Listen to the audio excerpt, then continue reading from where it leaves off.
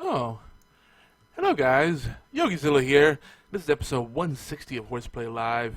We're continuing the Unicorn Poopies, our Geek Awards, which we're doing a lot of video game awards, but it's going to be anime, TV shows, movies, and some random categories. I had to kind of stop myself because it kept coming up with categories, and we got some community picks. So we might be skipping some of them, but I do plan to put an article up with all our nominees and the winners. Okay. And Beard and Hat's gonna be running late. Alright. And we were gonna do a bonus show, but that didn't quite pan out. That's alright. We got to prep more for this episode. And yeah. And do not be alarmed. You see a black and white camera? That's on purpose. Just waiting now. Where's ya? Oh, hello. Just in time. Got the pre-show going. Beard's gonna be running late.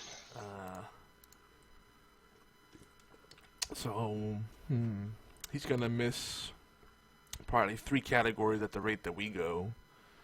I think we should just get started. We got 6 minutes. Probably get started soon. So we're gonna have a little bit of banter, of course, and we're gonna cover the Steam Awards. That was a thing this year. So I'll go through those real quick. They have some cool categories too. I like that it's not the usual, because everybody does, you know, best musical score, best story, you know, best art direction, and we're trying to do it a little different. Some of the familiar stuff, but trying to give more love to different games, especially games you may have missed. That's part of the goal, in part, for this right here. And do I hear your smoke detector beeping in the background? The beep, boop. Such a distinct sound. Alright, good talk. More job. Oh, I have myself muted on Discord. I forgot I muted myself on Discord, so you couldn't hear me this whole time. Lol. Yeah, I was asking you if that's your smoke detector in the background. Yeah, we've been meaning to get a battery for a good minute. Yeah, my family had a brilliant idea. They said, let's just pull the battery out altogether. I was like, that's good. We're just going to burn in the fire one day. That beep's annoying. But better annoying beep every now and then than being burnt to a toast. I don't know. Yeah, death ain't cool. No, it's pretty permanent unless you drink demon's blood. Someone out there will get that reference. That's okay. Ain't gonna drink that. Ain't gonna do that today. Yeah, it might give you some chronic diarrhea. Demon diarrhea. It's like you're pooping. You're like. You're gonna need to see a doctor to get that taken care of. That don't sound right. So I was saying that Beard's gonna be running late, so we're gonna start it soon and get our banter out of the way real quick. Here's some quick announcements. Talk a little bit about what's going on over at HRX with High Res Studios, Smite, Paladins, all that good stuff. Excuse me. Quick plugs, and I'm gonna touch upon the Steam Awards, because they have some cool categories in there. And then we'll jump into some more Unicorn Poopies, some more of our awards. Yeah. It tickles you after a little while, doesn't it? Yeah, it would have been nice to have finished up on that a little bit earlier, but I know my schedule, it got kind of jacked up. It's like, ugh. Yeah. Start of the year is always crazy. Yeah, especially that night when I called you, I'm like, yeah, they wouldn't let me go. And they didn't. Yeah, I had a feeling. I'm like, a bonus episode sounds nice, but we do have a bonus episode anyway, because I just put the pre-show on the feed, so people had something extra to listen to anyway. We went deep on Mass Effect and Isley Brothers and Isley versus Hayes, and what else did they talk about? I think it's a little bit of anime, Final Fantasy, and I forgot what else. If you hear a little bell, that's my cat. She's on my lap. It's all good. I got a bell on her so I keep track of where she's at, because she's a little scoundrel. I love her, but she's a troublemaker. That's what cats do. That's what cats do. I'm just trying to make it to my vacation right now, man, because, let me see. Yeah, like you said, this year has been starting off interesting. We're live, by the way, just so you know. That's all good. It's not like I'm saying anything crazy. Like, I know, I'm just making sure, you know. So yeah, it's okay. I mean, I'm not going to give up my social security number or nothing. So people are funny about that.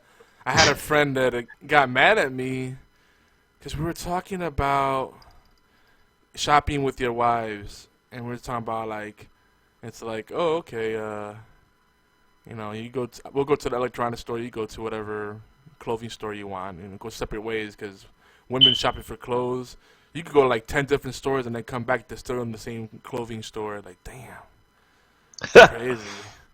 And then he mentioned Lane Bryant, and for those that don't know, Lane Bryant is kind of, they're more for bigger women, thicker women. They're not necessarily fat, yeah, but like, you know, shapely women that aren't freaking Kate Moss, you know, healthy. Yeah, healthy women.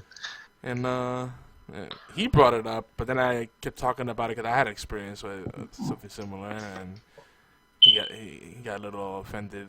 Like, huh? And he was PMing me during the show. I was like, that's awkward.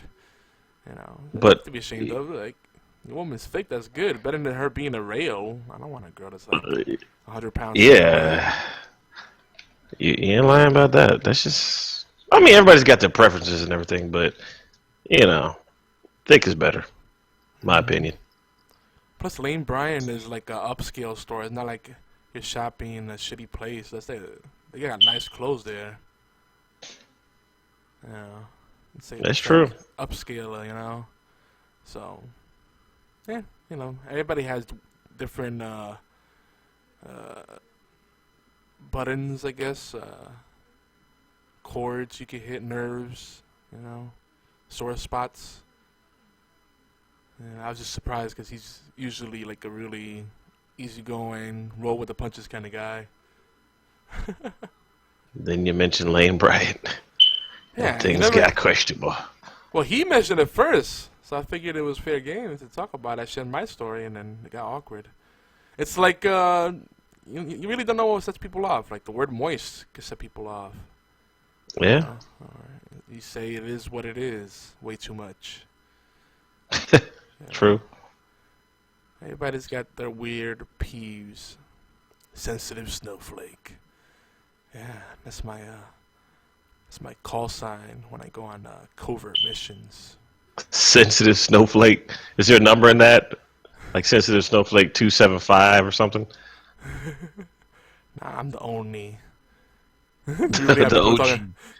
The OG snowflake. People in the chat already talking about it's a moist piece of boy. I see what you're doing there. Ratty, where did your wife go? Or your fiance, rather. Soon to be wife. Fian wife. Fian wife. Yeah. A wife. The wife.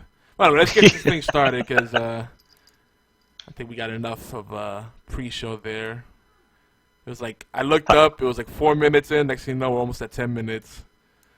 So we're going to play our little intro music, and then we'll start the show officially. You ready? Yeah. All right, here we go.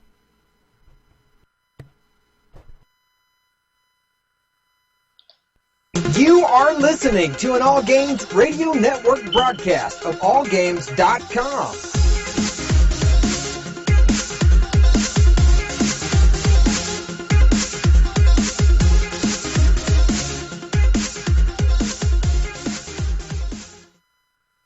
Hi, Hey, this is Normie from Knuckleballer Radio and Zombie Cast, and you're listening to one of my favorite shows on the Geeky Antics Network. Don't forget to check out the rest of the gang over at geekyantics.net. Warning, there might be rants and food ahead and possibly inappropriate behavior. Don't tell anybody, though.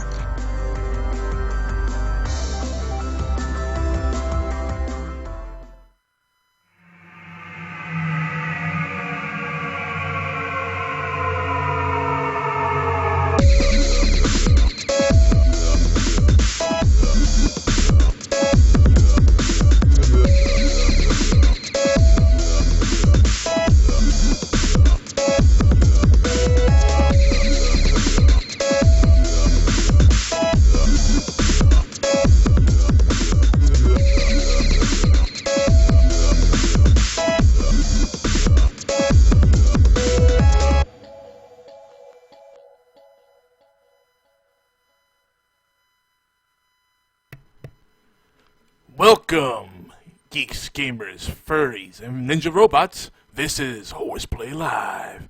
Today is Thursday, December 29th. No, it's not December 29th. It's January 5th. Yeah, man. I dropped the ball. It's January 5th, man. It's not 2016 anymore. It's 2017. Happy New Year, guys. It's episode 160, man. And we're continuing our 2016 Unicorn Poopies #Geek Awards. We might even get to the GOAT, #the GOAT. This was round 2 of our Geek Awards. And, yeah, you know, we're going to do some things. We're going to have people joining us throughout the show. Let me unmute Warchild because he didn't mute himself while our intro music was playing. Shame on him. I'm sorry. I'm sorry. I wanted everybody to hear the fire alarm in the background, you know, smoke detector. Oh, I caught it in time, so you didn't ruin the flow of the music. But yeah, welcome back, Warchild Mark IV. Beard and Hat's not here yet, but he should be coming in. I won't hold my breath. Might be another Fatal Blade situation. Oh no, he's busy with the wife. The wife. Yeah. No. He's got a real wife. It's Rat that's got the wife. Oh, the fiance, not quite fiance, not quite wife, but a wife. Yeah, in the middle. Yeah. But yeah, we got a lot ahead for you tonight, guys. So I just wanted to just do some quick banter, some quick housekeeping, little plugs, stuff I want to make sure I mention before we jump right into the feature discussion. But first up, did you see Mass Effect Andromeda finally got a release date, officially? I did not. Yep. Last week we were talking about it, and let me make sure I did read the press release right. It said the release date, I think, let's see, I search it, now I can't pull it up. Okay, March 21st. Wait, 2017? March 21st, 2017? Yeah, this year. We knew it was this year. We said it was me. That's what we were talking about. Oh my god. You know, I'm sorry. Yeah. This is brand new to me. I'm sorry. I don't mean to be cutting you off and everything, but it's like I'm like really. Oh my god. I know. We went deep on the pre-show last week, guys. If you didn't see it, make sure you go on YouTube or listen on. The best way I would say, I wouldn't even say to iTunes, and not because I'm an Apple guy, but Stitcher has been more reliable, or TuneIn Radio, or Google Play, just about everything but iTunes. And I think we're on Spotify now. I have to double check. So that's kind of a big deal. Player FM, Cast. There's lots of ways to listen to us. Ratty is excited about that. He said, OMFG, my favorite franchise. Yeah. We were talking about it last week. We went, that pre-show was mostly just Mass Effect. Yeah. Aiden was saying that he doesn't think it's going to be good, Mass Effect Andromeda, but it's a clean slate for the most part. So it's got to be better than most of the shit that's coming out now anyway. True. There's like a whole lot of passionate stuff said about it, but also like dispassionate stuff. Like my case, the fact that they just took that little stock photo and used it as tally. and then like the lack of, I guess for a better word, rewarded exploration. Because if you remember Mass Effect 2, you had to look for items, or rather, the build up to finding items is a lot more fun instead of like, oh hey, here's a helmet by a wheel, like it was in 3. Oh yeah. What I liked about each Mass Effect is that each of them had a different kind of mini game. Like you had the planet scanning thing, where you had to fire down the beacons. Remember that? Yeah, and then they took that out of 3. Yeah. Well, that wasn't in 2 either. 2 had something else. I forgot what it was now. 2 was the one that had the scanning. 1 had the one where you took the Mako out. And that's right. Yeah. You had to go down and collect the resources manually. Yeah, that's right. It took a lot of the busy work out of Mass Effect 2. Yeah, and that's what it was. But that little mini game type thing, that was fun to me. Like, 'cause the thing would start flashing, pulsating more, so that when you were close to a hot spot, and then it's cool. Then you shot the probe out. Yeah, the probe. That's what it was. The probe. Yeah. Wife shouts said, "Hey, by the way." Hey. hey. I don't know. It's not right. Sinead. Oh, that was also Sorry. I was thinking Foxy from Drawn Together. Remember that? Oh my God, yeah. What was her name? Foxy. It's gonna bother me now. I think her name was just named Foxy. Not Foxy Brown. No, I think her name was just Foxy on the show. I thought it was like they added something extra to it, like Foxy. I don't know. It may have been, maybe, but that show was ridiculous. Oh my lord. My old man memory starting to pick up. It was bound to happen. Mm-hmm. I actually have a birthday this month, so yeah, I'm gonna be losing that memory. Lots of birthdays this month in our family too, so it's like, damn, Christmas just passed. I know. What couldn't you guys wait?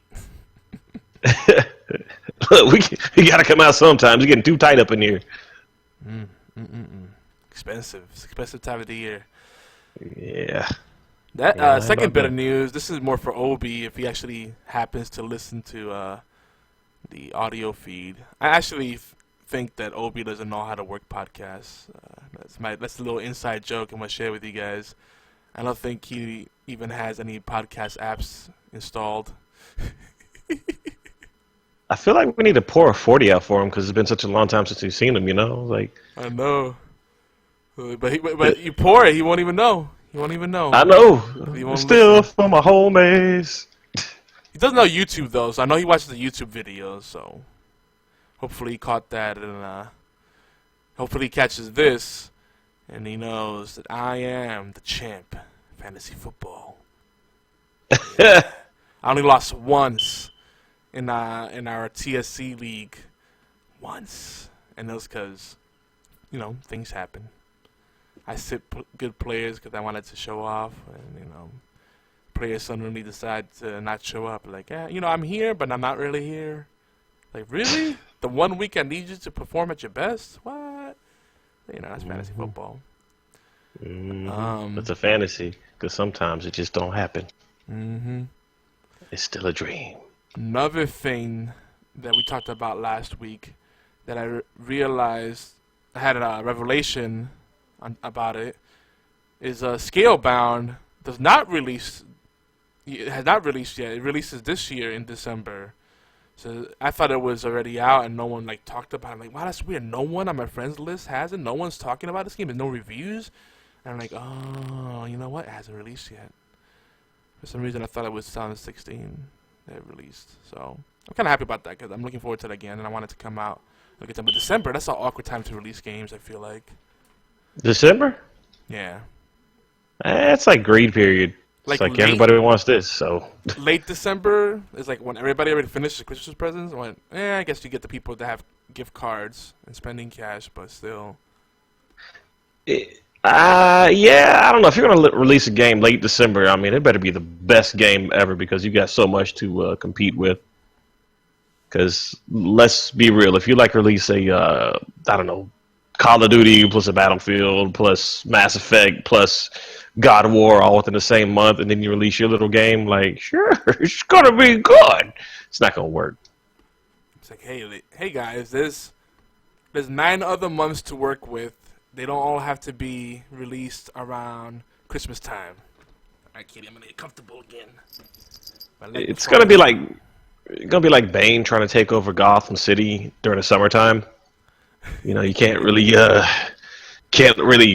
execute people by having to walk underwater. I mean, you know, they don't get Jesus power, and then, you know, it just don't work. It don't work. Rat-a-tat-tat-tat-tat.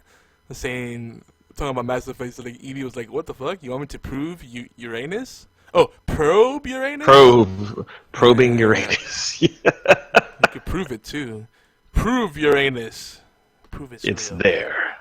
It never left. I just checked. It's there. Confirmed. This cat, one of my other cats, is like walking around the desk. She doesn't know what to do with herself. So if you guys see a tail on the camera, that's her. You're silly. What are you doing? Ooh, beer burp. Yum.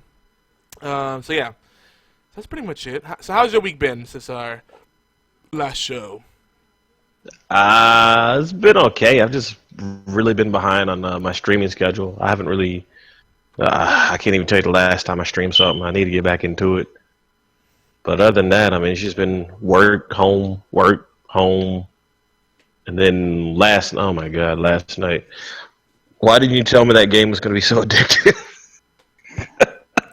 Final Fantasy 15. I don't have it yet. No, Starbound. Oh, I was thinking about someone else that got Final Fantasy 15. Yeah, Starbound. Yeah. You said it was good, but I'm like, okay, Terraria is good, so this has got to be good. Then all of a sudden I looked up, and yeah, I had no sleep. I had no sleep. Because you could decorate your ship and then beam down to the planets.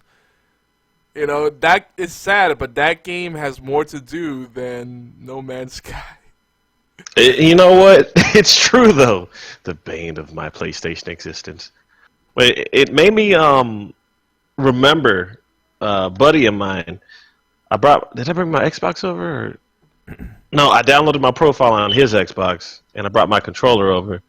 And we had had 3 people over there, right? You're playing locally?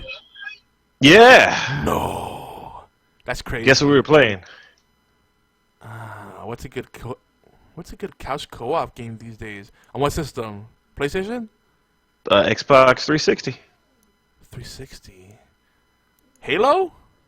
Nope. Close. Call of Duty? Nope. Okay, maybe it wasn't so close. It's close to Halo, but not Call of Duty.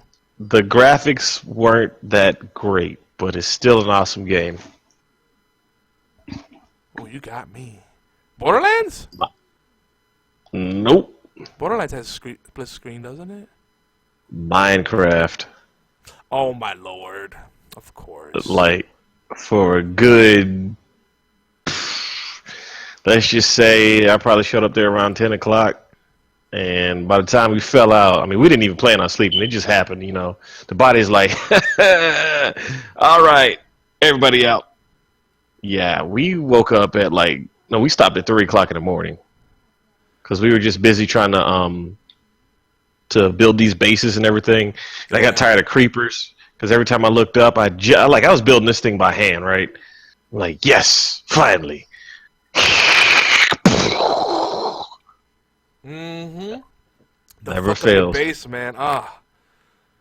Terrible. I mean, this dude was digging deep holes too. That's why I said, you know what? I'm just gonna come over to my buddy's base and help him build. Cause I'm not going anywhere. I'm done with it. So if you like Minecraft, there's a game that a lot of us are getting on Xbox One. It's in the preview program. It's called Astroneer, and it's a lot like Minecraft, but much more structured, and I kind of enjoy it a lot more. Oh shit! Chris Gannon up in the house. What's up, man? That is a name I haven't heard in such a long, long time.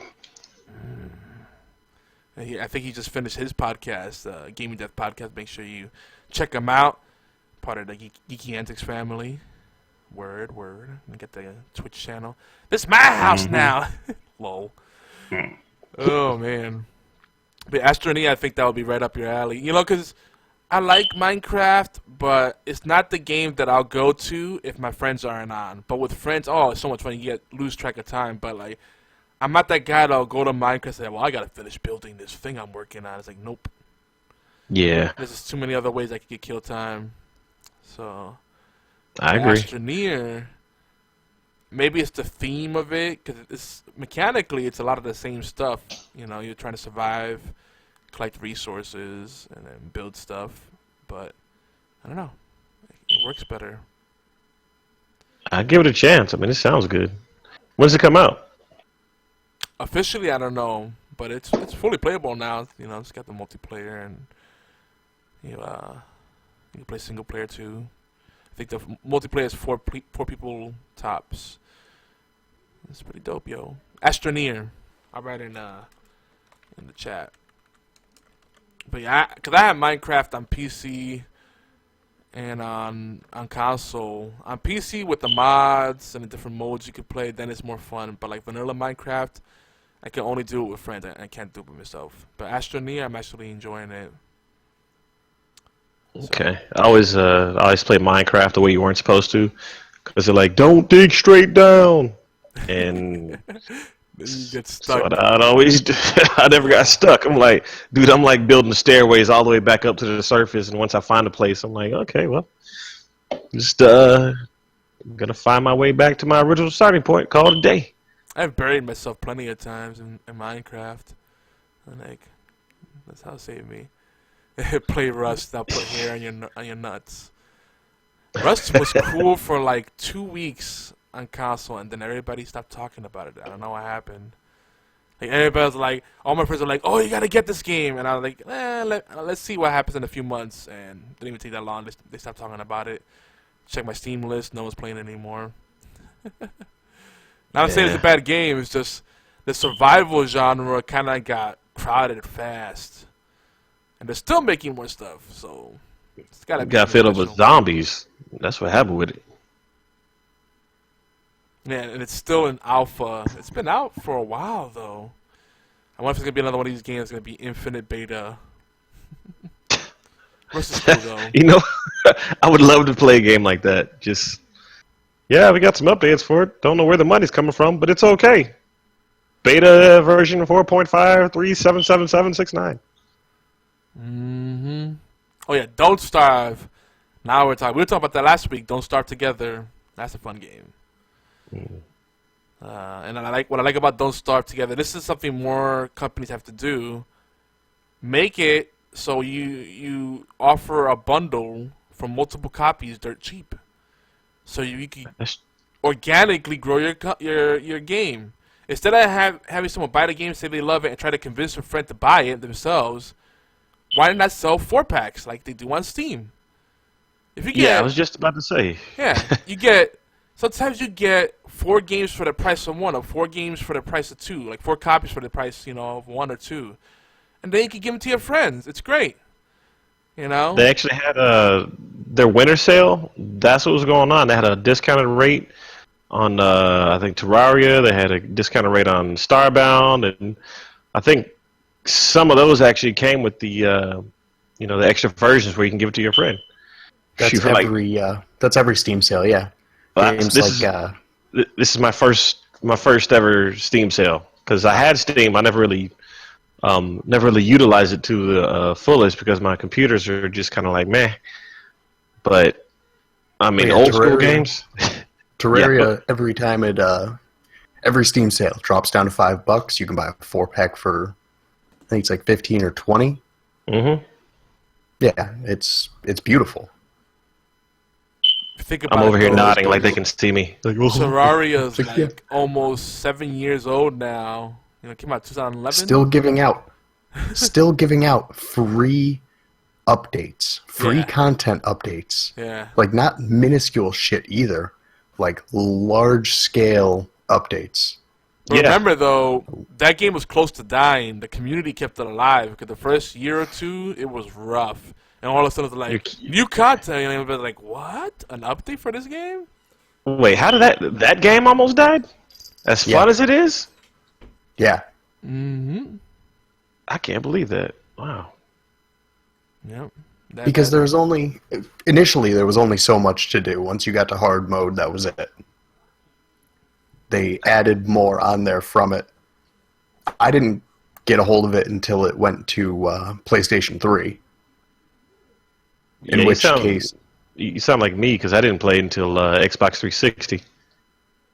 And, that's the best ported game of any game ported from Steam over to a console. Yeah. Bar none. This will be a good discussion later. Also, a random news item. Did you guys see the news about Ford, what they're doing?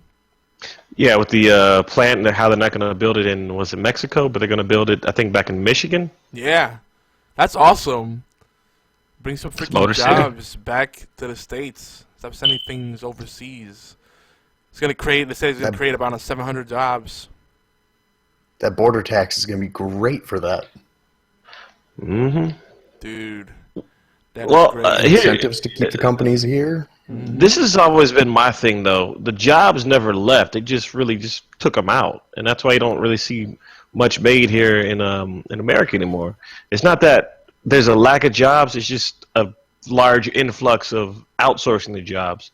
Because they never really left. Exactly. The industries leave. It's not that the jobs leave and there's a vacuum where they get filled in. It's these companies are exploiting slave labor in other countries. Pretty much. I mean, you can get a T-shirt for probably less than 15 cents, build it in bulk, put somebody's name on it, and then sell it for, I don't know, let's say at least $10 and make a profit off of that easily. That's basically what's been going on for the longest. I mean, that's how you can easily make a shirt for $5, sell it for $25. Yep. But I also, let's see, you got me ranting. I also think because of the fact that everything's sold in another country, they get such a cheap price for it. The quality suffers too, horribly.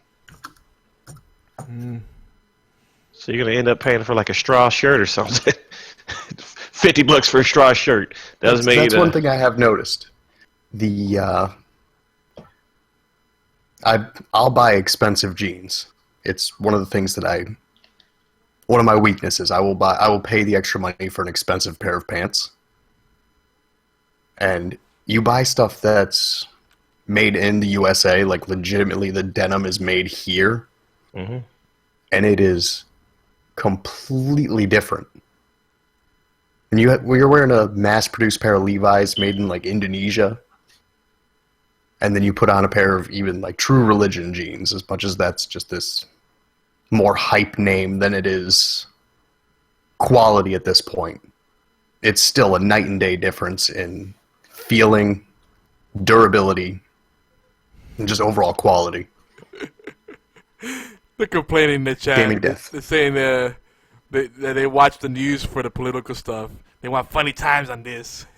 All right, fine. We killed Obi. We killed Obi. Fine. Fart jokes. Fart jokes. Fine. And now, Mr. Conway Twitty. Nice segue. No, I do want to say though, the cost of outsourcing, we've ruined some countries because China has boomed. They're becoming like, they might, the futurists are saying like as soon as 50 years from now, they might become the #1 world power or whatever. But their smog is so bad, you can't see like 2 feet in front of you in like Beijing. Very true. And come on, they cleaned it up for the Olympics. Oh my lord. That's crazy. Better than Russia. Let us light all rings, all except one ring. Oh my lord. I know more about these things. I don't care about politics, but like helping the kids with their homework, I can't get away from it. Like, I will say this much. If you're in the chat and you're tired of hearing political stuff on the news, good on you. Be a smart gamer. Don't be a dumb gamer. Know what's going on in your world. The more you know. It's more fun being a dumb gamer. News is all depressing shit though, and it's like, ugh. But oh yeah, Obi's not here because he's in the middle of a move. He's moving to a new house, so Upgrading his fortress. yeah. But see, Chris is with us. He said the jobs never left. They haven't been here for years. Yeah, it's been a long time like that. Best thing they can do is stop the companies for leaving. Yeah, make it disincentivize outsourcing overseas. At least for big companies. Small companies, all right. They don't have much of a budget, I understand. But like a huge company, no. But anyway, we'll move on. All right, We'll keep talking about this. For the rest of the show, no more political talk. We're continuing our multi-part special. We're gonna make gaming great again. Sorry. Yeah, we're gonna make gaming great again. We're gonna give out more unicorn poopies. That's gonna be a thing, and that's pretty much it. And of course, there'll be the inevitable deliberation and rants. I do want to say, if you listen to our audio feed, the post-production stuff, you may have noticed different intro and outro music. The intro music and the background music that you've been hearing is from Rush Coil's album 8-Bit Christmas. It's pretty awesome. He takes NES theme music and fuses it with Christmas songs, and it's badass. So if you like what you're listening, make sure you go over to rushcoil.bandcamp.com and check that out. And then I think last week for the outro song, I put one of my personal favorite holiday songs. And I'm still in the spirit. I don't care what anyone says. I'm going to keep it going. It was Zoe Deschanel and Leon Redbone version of Baby It's Cold Outside. But that suggestive song? The suggestive song. You Yeah. can't go where tonight. Baby, it's cold outside. You know you're going to stay right here. That song and it's blown way out of proportion. People say, you shouldn't play that song. It's about rape. I'm like, oh boy. You just can't enjoy anything. You're just one of those miserable people. Everything is bad. Like, Oh, come on. Okay, it's a good song, but tell me it don't sound kind of questionable. It's like, baby, it's cold outside, but it's warm in these pants. Go check it out. Sure, but the original version is more freaking He was talking about tea. You know, He's talking about staying for a cup of hot cocoa, right? yeah. safer.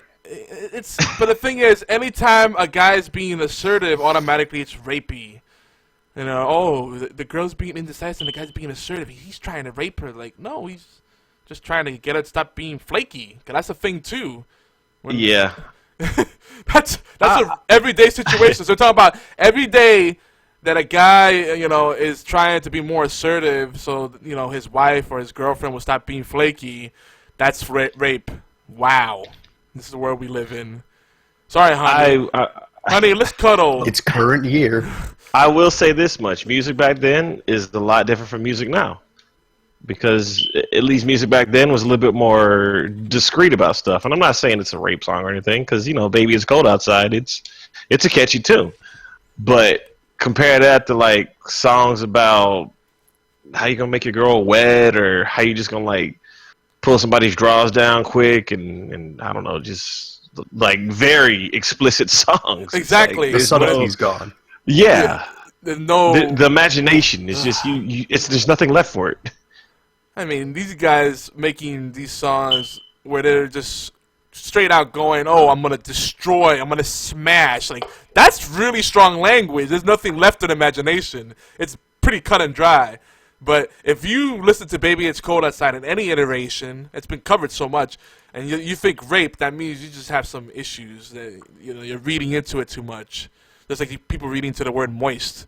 And then Chris is with us, too. He says, it's a great song. Fuck the SJWs, yep. And she also doesn't want to go. She is making excuses to stay as well. Exactly. It's playful. It's supposed to be like a coy back and forth kind of. Exactly. Yeah. Whatever. Yeah. That's exactly what it is. She's playing coy, and there's just they're playing hard to get. This is supposed to be sweet and innocent. People are trying to adulterate everything. I'm sorry, we say war child. Flirting, exactly. I was gonna say, can somebody in the chat keep a count of keep a drizzle count, if you will, of the number of times that Yogi said moist? I think we're up to 2 or 3 now. I think we're past that. I think Got drizzle count. Drizzle count. Little wet. I got the pre-show. I think I am up to 7. Yeah. Anyway, guys, let's jump straight to it. We're gonna jump into the Unicorn Poopies. This is part 2. We might end up at the rate we're going. We have so much to talk about, and every time we get us together, we just go off into all sorts of tangents. But we're trying to be diligent this one. I think it's gonna be a 4-parter, maybe even 5-part. Who knows? It might be our biggest series ever. Yeah, Moist Cake. It's a great one. We gotta start. We're gonna have to start a new show called like the bonus round or something. I know, right? Just to like extend it. Just finish. It's like if you're still interested in hearing us, we're still gonna talk about this stuff. Yeah. I think we could burn through these pretty quick. Some of these are no-brainers. Yeah, but I think the was discussion last time. is what's fun about it. That's the fun part. That's the one thing you don't get in awards show. They give it an award and you're just scratching your head like, how did that happen? You know. So that's what we want to make it different. The deliberation's the better part. Yeah. Yeah. And you're sitting there talking about that game just got rouseyed. Damn. Yeah, son, I went there. By the way, for those of you that play Smite on PC, we still have that code. If you play Smite on PC, you love the game, Hi-Res Studio gave us a code, and we're going to get some more soon. But we have a code that will give you the Ultimate God Pack and 1,500 gems on the PC. So if you're interested, get in touch with us. If you don't know how to get in touch with us, then that's part of the challenge. It'll be like an Easter egg hunt. Or let us know in the chat if you're live with us. But find me. Yeah, there you go. It's wild though. But let's talk a little bit about Steam Awards, because they had some interesting categories. They released their top 100 sellers. We'll go through the list real quick.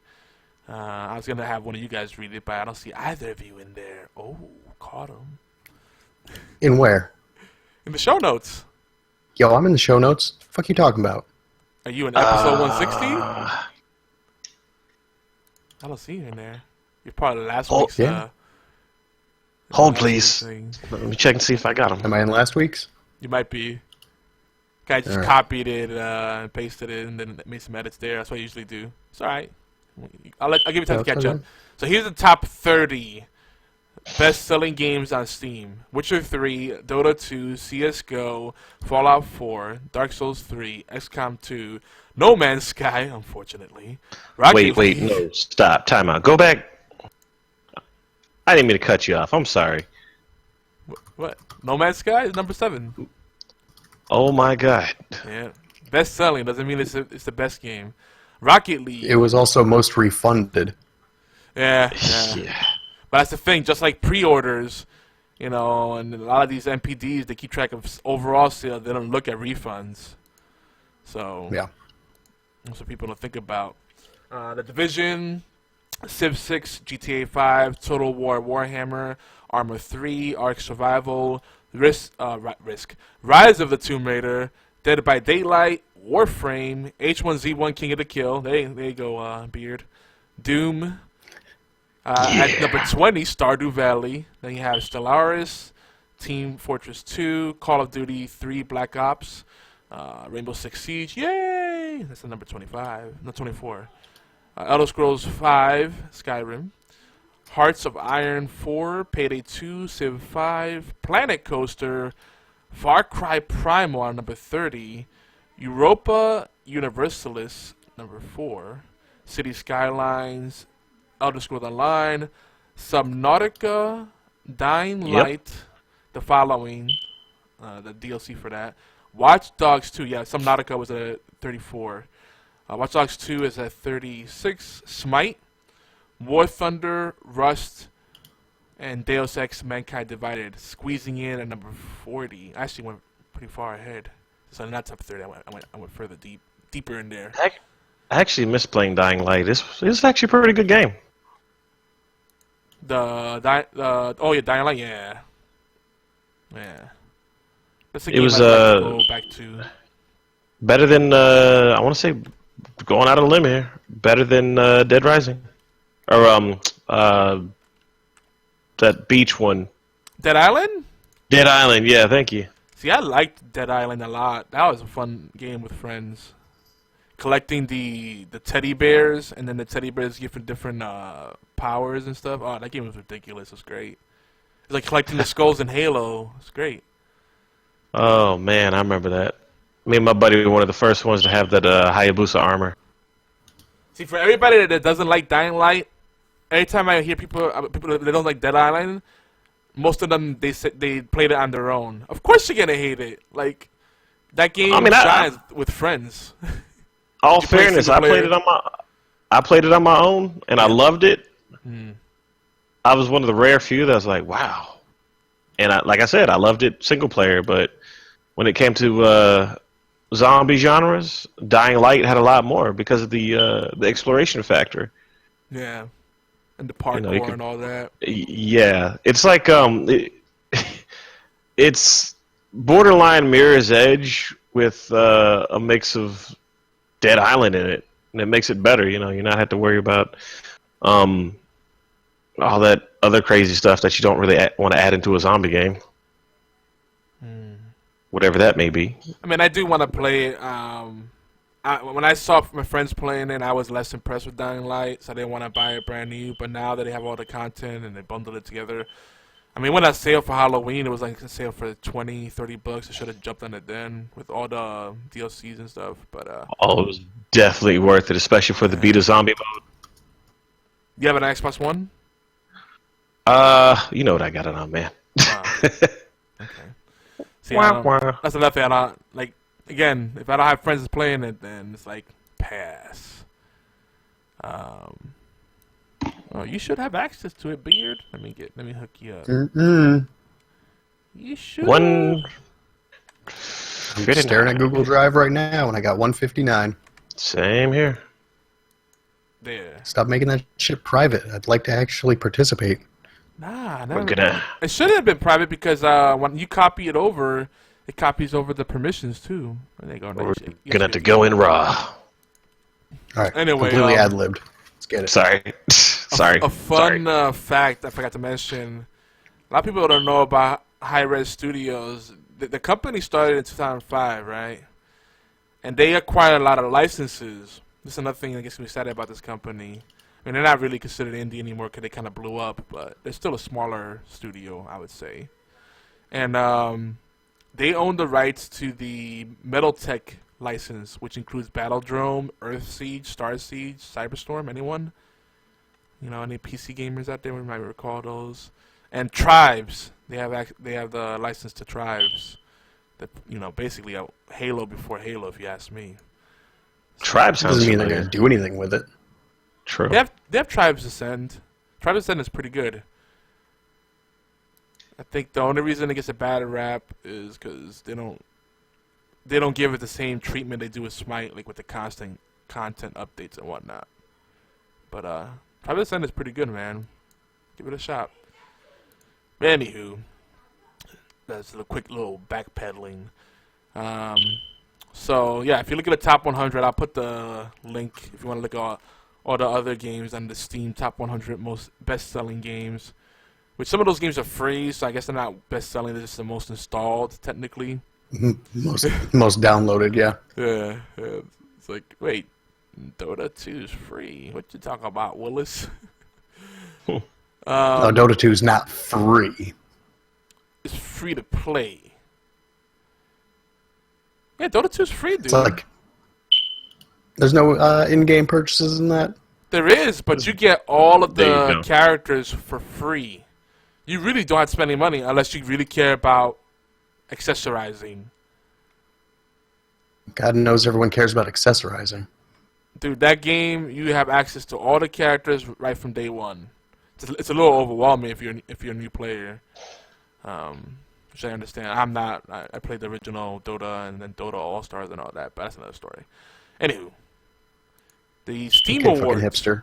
Yeah, so I played it before it was cool. Before they even Oh called God! it. No! Here the Don't Steam you turn into one of those people. Here are the Steam Awards, guys. Here are the Steam Awards. Stay focused. All right.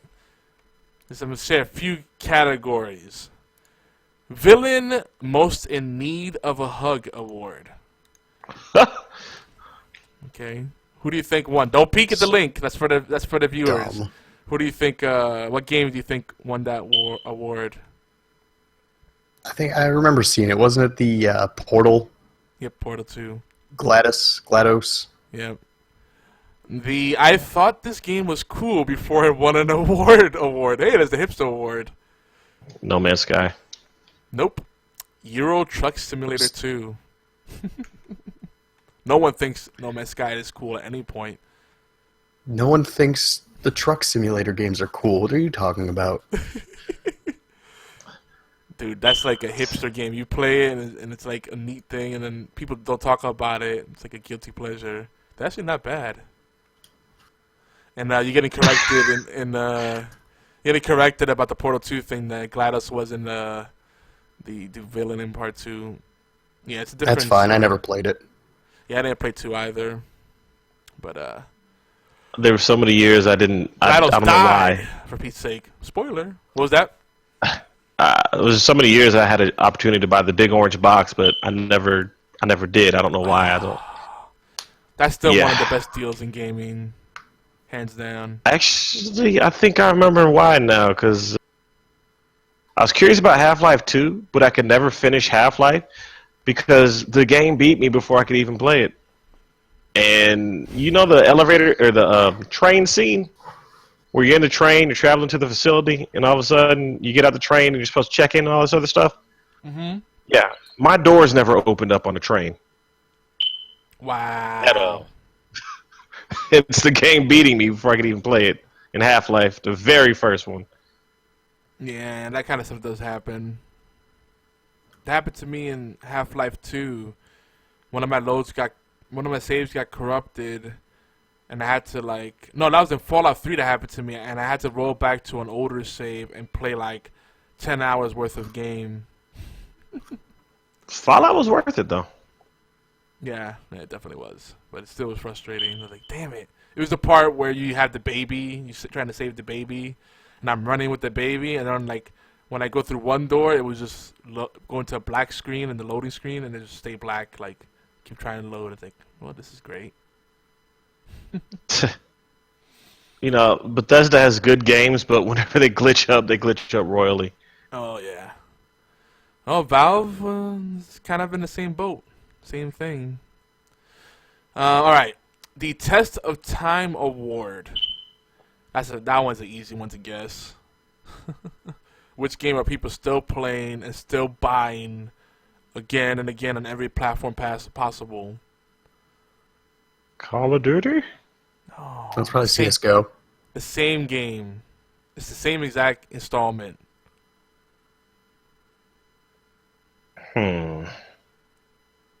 The same exact game. Not a sequel. One game on multiple platforms. People keep buying it.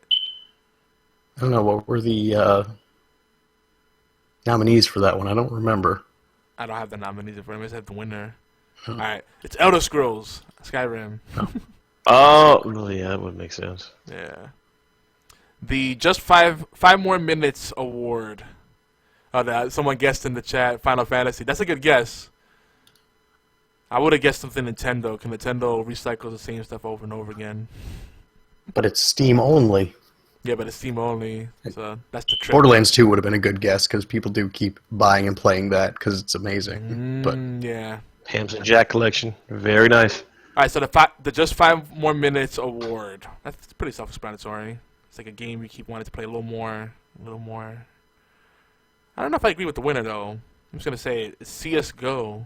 It's interesting. I can actually believe that. I can. Because TBS is making it popular. They have the E-League, and that is one of the main games they played. I sat down and watched Mouse Sports play the FaZe Clan, and swept that floor with them. Yeah, but Counter-Strike matches are pretty long compared to a lot of other things out there, like a Call of Duty match, for example, just as a baseline. I would have thought more of a game with quicker matches, what's a good example? Oh, Crypt of the Necrodance will be a good example. That game, it's really fast, you can usually die really quick, but you'll keep playing it again and again and again to see if you get further in your runs. That's the way a lot of roguelikes are, or roguelites. Nah, these guys, these are quick matches, and anytime the match did go long, it was usually they gotten down to 1-on-1, and it will put you on the edge of the seat. But I mean, that's just my experience with it, you know. It probably is like, you know, average normal player. It's probably, you know, long matches, but when you see it, you know, in the professional league, man, I mean, something beautiful. Especially whenever you're seeing the long distance snipes with handguns, like default weapons. Yeah, it's good. It's really good. I hope I don't mess up your name. Yukisi. Wow, I can't read tonight. Says that if WoW was on Steam, it would win every award. Possibly, it would win quite a few awards. That'd be an unfair thing. Pretty much. Though it's Welcome funny, to the WoW worlds. you could rig Steam to play non-Steam games. That's what I do when I'm playing on my PC. So I always laugh when I go on my friends list and people are playing World of Warcraft or Heroes of the Storm. Like, what? That's not on Steam. Hacks. Elite hacksaws.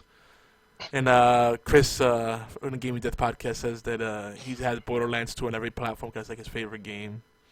It's a good game. And we discussed last week that's probably the best game Gearbox will ever make, and they probably will die, and that'll be their legacy because they can't make any other games. I disagree though. I like Battleborn, but you know, I'm in the middle. I've yet to You're play. one of 12. Yeah, I know. I'm one of like 12 guys. It's cool. I'll be a hipster about it. Okay. Except you can't like it ironically because it is trash, but moving on. Oh, okay. Are you sipping that tea over there, or is it coffee? That's a good point. Chris says, "What about Borderlands 3?" Yeah, that'll be an instant win. I don't think they can mess. They're gonna fuck it up. Nah, they got No, a Birch formula. got fired. How can you mess it up? How can you mess it up? It's The pre-sequel. no, okay. The Duke pre-sequel was Nukem? just a bad idea. The way they handled that. Just follow the progression of events. Maybe a new planet. You know, bring back some old characters. You know, follow the same formula they did in Borderlands 2 and have more loot. If they have more loot, it's the same thing Diablo does. Just make more loot, more skills, make it more customizable. Boom. Boom. If they had different loot, the game was copy-paste from Borderlands 2. That's the problem, yeah. When it's copy and paste, yeah. Okay, now we got Chris talking about this. He wants us to pull us in, so I'm gonna pull him in. This is Chris Gannon from the Gaming Death podcast. Chris, what's up? What's up? I said to pull me in because I'm listening to you guys. I know. Here comes a new challenger. We pulled you in. You're in. You're live. You did pull me in. I see that. I had to mute you on me because you're lagging behind like 10 seconds.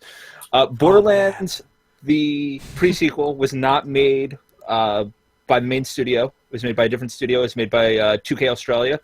So I'm aware. They all got fired because of that game. Yeah, you really can't compare Borderlands 2 and that. Also, what was it? Duke Nukem Forever was Garbage. in development hell forever, and what they basically did was piece together what 9 other studios had done. Yeah. And Alien Colonial Marine was not even done by them. They farmed it out to somebody else because they were working on Borderlands 2. Can I say that once you recognize that Duke Nukem took over 12 years to develop, it's actually a really good game. I don't care what anyone else says. 12 years and like 9 studios had their hands in it. Yeah.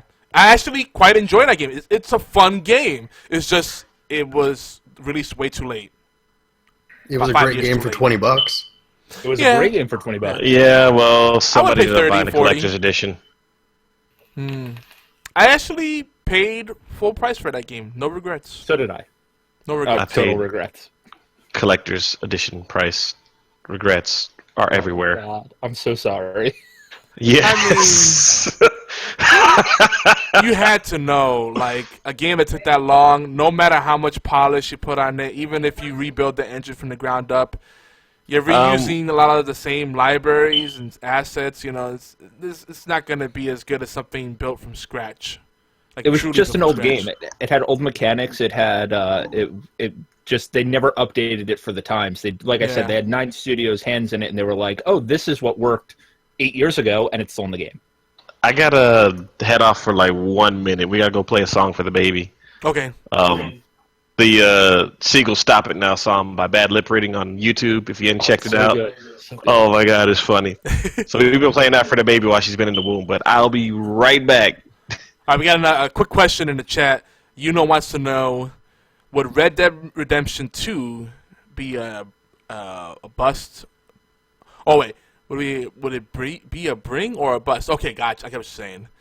I think he's gonna bring it. Rockstar can't fuck that up. So we can actually use this to transition into most anticipated game section then. Well, when I finish with Steam Award. All right, so hold that question. No. Let's finish Steam Awards. Well, let's hold that just shelf that for a minute. Let's get through these stupid awards and get to our awards, the important ones. Yeah, there you go. Oh, you guys are giving out awards? Yeah. We've been doing this last week. Okay, I'm going to derail you guys for a second. I'm sorry, because I don't know who else is in the chat right now. I heard Warchild. He just left. And the other guy is Beard. That's Taylor. That's my homie, yo. Oh, what's going on, homie? He's from the tri-state area, too. Chris. You guys should hang out and play Magic together and do nerdy things. It'd be cool. Oh, man. I don't like meeting random people off the internet. Except for the best man at my wedding. Who I'd He's met not once random. before. He's my friend. So, by proxy, he's your friend. Oh, is that how this works? Yeah, we're all family here. Random. I miss you, brother. By the way, let me just say, Yogi, I haven't been around for a while. I know!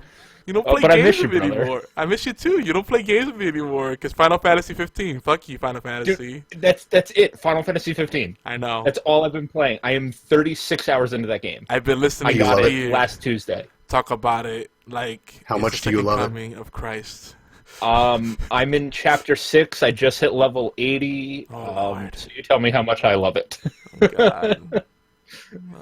The game's amazing. You're in for quite a ride from here on out. I hear that the game gets terrible once you get on the boat. What, chapter 13? No, you're and wrong. I hear chapter 13 is like the worst. Not me wrong.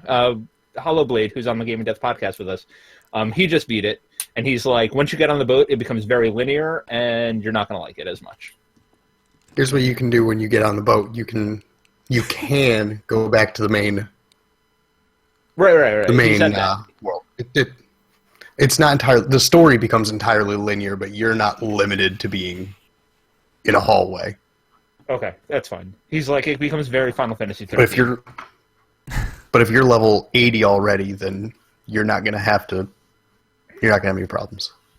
No, I really was hoping to hit level cap before I beat it. So then when Endgame came, I could just hop right into Endgame stuff. Good call. Me. Yeah. Attempting me. All right, Steam Awards, real quick. The Whoa Dude Award. Whoa, dude. And the Game Within the Game Award both go to Grand Theft Auto 5. That makes sense. I'm not crying. No, it doesn't. The Game Within a Game? Yeah, GTA Online. Yeah, and they have GTA Online is its own thing. Like, it has the Tron thing, and, oh, God. But it was up against Gary's mod. Yeah. The whole thing is just a game inside That's of a game. within a game within a game within a game within a game within a game. But Gary's mod not as much as part of the zeitgeist these days. That's the thing about these awards. That's what it comes down to, sadly. I'm noticing that the Steam Awards give awards out to like the mainstream games and not the games that the actual gamers play, by the way. Yeah. Let's see. I'm not crying. Surprise you? Yeah, that's what everyone does, really. No. You know, but except for us, Not cool us. podcasters. Not us. But the mainstream media, that's what they do, sadly. I'm not crying. There's something in my eye award. The Walking Dead. That's a good one. What, really? And not That's that Dragon bullshit. Cancer? See, the problem, and I don't want to get to my rant about the Dragon Cancer, but the way they handled the community in that with the gameplay videos overshadowed the emotional impact of that game. It fucked them up. They had the Nintendo effect, but they're not Nintendo, so they couldn't afford that kind of PR backlash. But Did they have PR backlash on that game? Oh my God! Look it up when you get a chance. It's a disgusting hole, an abyss of just. Oh. See, I watched Mini Lad play that game because I watch a ton of YouTubers. Mm-hmm. I watched Mini Lad play that game, and he got like halfway through it, and I could feel my gut wrenching up, and I went, okay, I'm gonna stop this video. I'm gonna go play it now. So I went and I bought it and I played it, and I cried my fucking eyes out at the end. A lot of people cry at the end of it. Yeah, I mean, it should have had a greater impact than it did. I watched Harmful Opinions play that game, and he ripped it apart. So it had the opposite effect in my mind. I didn't think it was sad at all. As a game, it was terrible. As an experience, it was fantastic. And that's the thing. It's an art piece. It's not a game. Yeah. It's not a fun game. To me, a game, to be a game, has to first be fun. It has to have fun gameplay. By the way, that's another. We've gone to that rant quite a few times. Are you ranting about what makes a game now? I always go to that rant. That's not a new rant. You're going too deep. Too meta. Yogi, you're going deep now, buddy. I'm back. This will be for What's discussion. going on? I heard made some no things. progress. It's okay. Yogi's going balls deep. Roger that. Better tuck him in. Yuno says that he's played much anime role-playing games on Steam that made him cry way more. Yeah, there's some good ones out there, too. Those kind of interactive novels are dope. All right. What else we got? The Walking Dead ending is sad, though. Yeah. What was the name of the girl in The Walking Dead? Clementine. I met the girl that plays her. She is a sweetheart. Oh my god, I can't remember her name now, but she's so cool. But she curses like a sailor when you get her alone. Like, we were in a bar drinking, and she was like, beep, beep, beep. I'm like, damn. She's like a spicy little thing. There's the obligatory Yogi name drop. Okay, I was waiting for it. I hadn't heard it yet. I mean, I didn't drop the name, so it doesn't technically because you couldn't remember it. Yeah. I mean, I might know it, but I'm not going to remember it now. Wink, wink. Yeah. As long as I don't say the name, it's not a name drop. Peter Molyneux. I love Peter Molyneux. I love that guy. He lives underneath my bed. We feed him sandwiches. I know. That one don't count. It don't count. Ooh, Elfin Lee. That's a good one. Hopefully we'll get to anime tonight. All right. We're almost done. Failable. Best use of a farm animal. Goat Simulator. I was going to say, it's got to be Goat Simulator, right? Yep, that's hands down. There's no denying that one. The Boom Boom Award. Doom! Yay! Love-hate relationship. Dark Souls 3.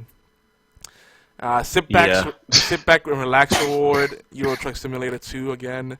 And the Better with Friends award. Left 4 Dead 2. There you go. That one never dies. It's perfect. There you go. So let's move on to our awards. And we had a question earlier about Red Dead Redemption, if it's going to bring it or if it's going to be a bust. Yuno was talking about how they put almost $8 million on producing Red Dead 1, and it's going to be an even bigger thing because of the success of Red Dead Redemption. So we might as well go to the category. I'm going to scroll down here. You were saying, which one were you talking about most anticipated game? You want to do that one now? Yeah, the anticipated. That would definitely fit in that window. Because, really, with Red Dead 2, how can Rockstar really fuck it up? What can they do to make that game not a wild success? Mm-hmm. It's Grand Theft Auto in the Wild West. Pretty much. You would have to go out of your way and try hard, especially Rockstar, and their stellar use or their stellar management of GTA 5. You know, you would have to try hard to mess this game up. Yeah. Very hard. I don't see a way that... I think they could screw it up hard. All they have to do is make it like all the Mexico missions in Red Dead 1. Yeah. But that would be them actually trying to fuck it up. Like, if they wanted to shoot themselves in the foot, they could do that very easily. Yeah, but it's Rockstar. I mean... They should have played table tennis too. Oh, man. I really enjoyed Red Dead Redemption, especially online. I did not finish the story, but I know how it ends. So, those balls aren't going to hit themselves. I'm not as excited as some people are, which is interesting because I love Westerns. But I think Red Dead, when it came around, it was just bad timing, and I just never got back to it and really finished it. Now it's in backwards compatibility on the Xbox One, so maybe. But I'm not as eager about Red Dead Redemption 2. But I think it'll be good. I'm with you, Yogi. Everybody seems to be riding this game's dick right now hard, and I'm like, it'll be good. It's another Rockstar game. I'll play 3 missions and then fuck around in the West. Sounds good. Yeah, that sounds about right. You'll put in the cheat code for Infinite Rocket Launcher and just go run around like it's GTA 3. What's a cheat code? Yo, I really hope there's a cheat code for rocket launchers in Red Dead 2. What's a cheat code? I want there to be. Or a cheat code to drive cars in Red Dead. That'd be so stupid. Well, You get a DeLorean. Oh my god, dude, yes! That'd be awesome. Oh, that'd be awesome. They make the train, everything. Oh, so I'll play that just for the simple fact that it. Dude, the flying train, hell yeah. And Doc Brown could say something about gigawatts and just make you low. The thing with Red Dead Redemption though is this: if this isn't a prequel, they're hitting Industrial Revolution, so there's gonna be cars. If it's not a prequel to the original game, Oh, yeah, True, good and they call. probably do it better than Assassin's Creed. England, anybody? Excuse me. It's not going to be that hard to do it better than Assassin's Creed. but even Oh God! Don't put listening missions in Red Dead. That would suck. even the screenshot they show, it looks like the gang from the first one that John was part of originally. So, I'm hoping that it's prequel. Might be That's more probably the way reasons they'll to go.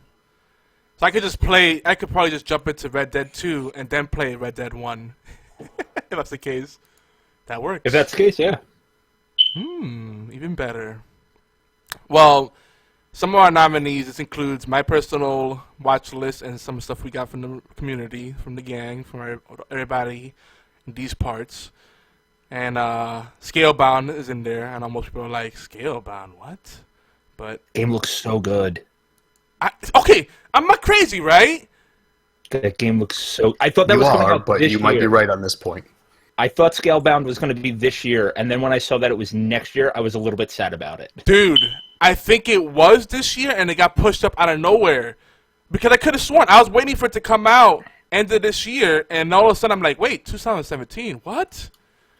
Yeah, I thought it was supposed to be a December release, and then I went to look for like when it was coming out, and I saw that it had a 2017 release, and I went, wait, huh? Dude, I'm not mad as long as they give it the Halo 2 treatment. You know.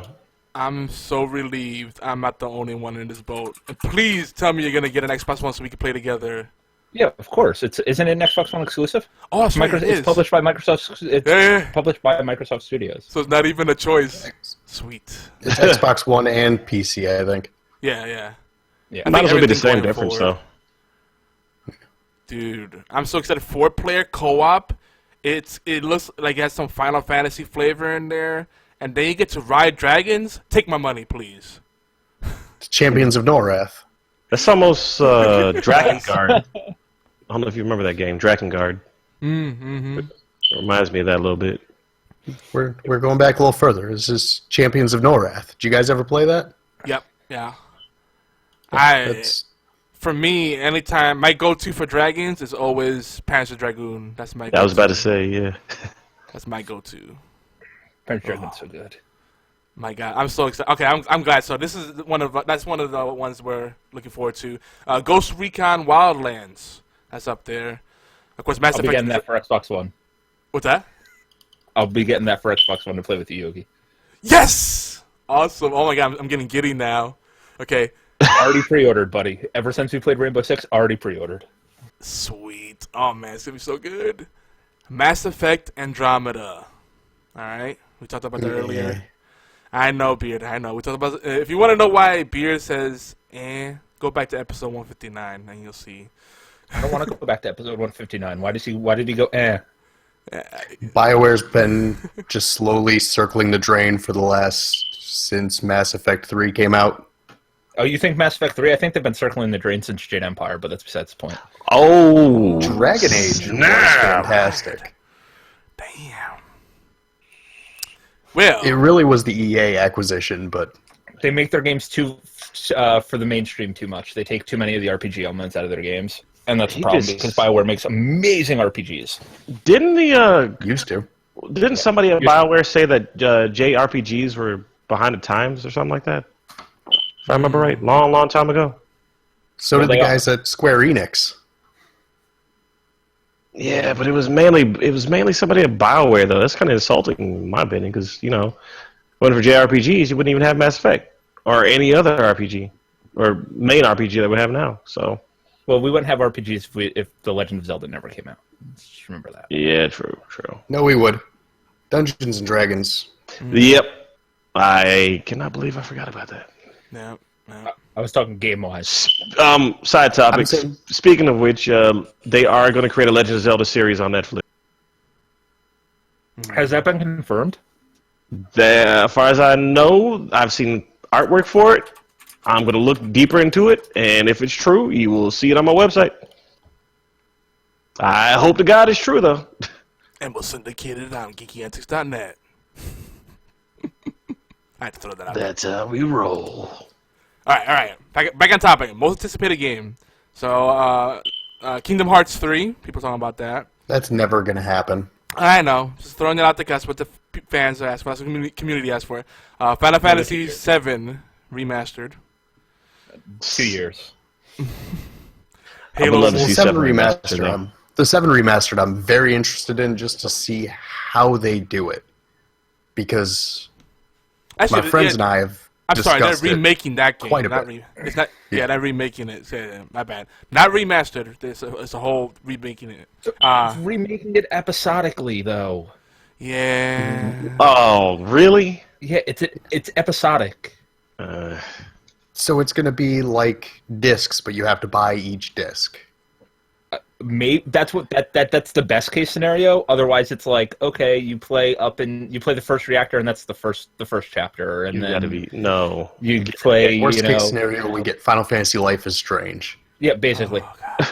And we get multiple seasons of it because like season 1 will end at Golden Saucer. All right. Give but me here's the the full thing. game. Story. Episodic Yeah. could be the herps, but it's the nice thing about it is I feel like the quality control has to be tighter because if your first episode isn't top notch, no one's gonna buy the other ones unless they're It's Final real. Fantasy 7. They will. Yeah, that's true. They'll probably just pre-order the whole thing, buy the season pass, whatever it is. Yeah. All right. And plus, I mean, most of us already know what's going to happen with it, so it's like putting They're in changing the episodes is story. pointless. Wait, really? Yeah. Yeah, Why? They said that. to make it more understandable. How is it? Oh, okay. They're going to add Zack in. Yeah, I'm guessing that there's going to be more flashbacks to like Crisis Core stuff. More explanation of how Sephiroth was created. More things about Soldier. Yeah, Explain excuse that me a while little I bit more. eat this saltine because I'm a little salty right now. So excuse me. All right. Halo Wars 2. That's one of my personal. Go. I'm one of the few weirdos that actually cares about the game. But that's okay. Me and you, Yogi. Me and you, buddy. Dude, did you play the beta? It was good, right?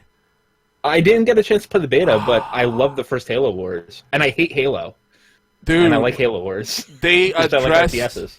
a lot of the problems with playing on RTS on console. They made it really easy to manage your armies. It's so good. Oh, it's so good. Like you set up squads on the fly. It's smooth as hell. Is it as smooth as War in the North was on consoles? Because War in the North is the best RTS I've played on a console so far. It's tough. It's close. Okay. It's close. I would be able to say more confidently if the game didn't keep freezing. For some reason, it would freeze. I didn't get to play as much as I wanted to. But when I got to play, I really enjoyed it. Okay. I'm interested. I'm really into that I game. mean, I played War for the Universe, and I loved that. It did have a lot of issues, and pretty much any RTS I've played at least a little bit. So I'm really looking forward to that.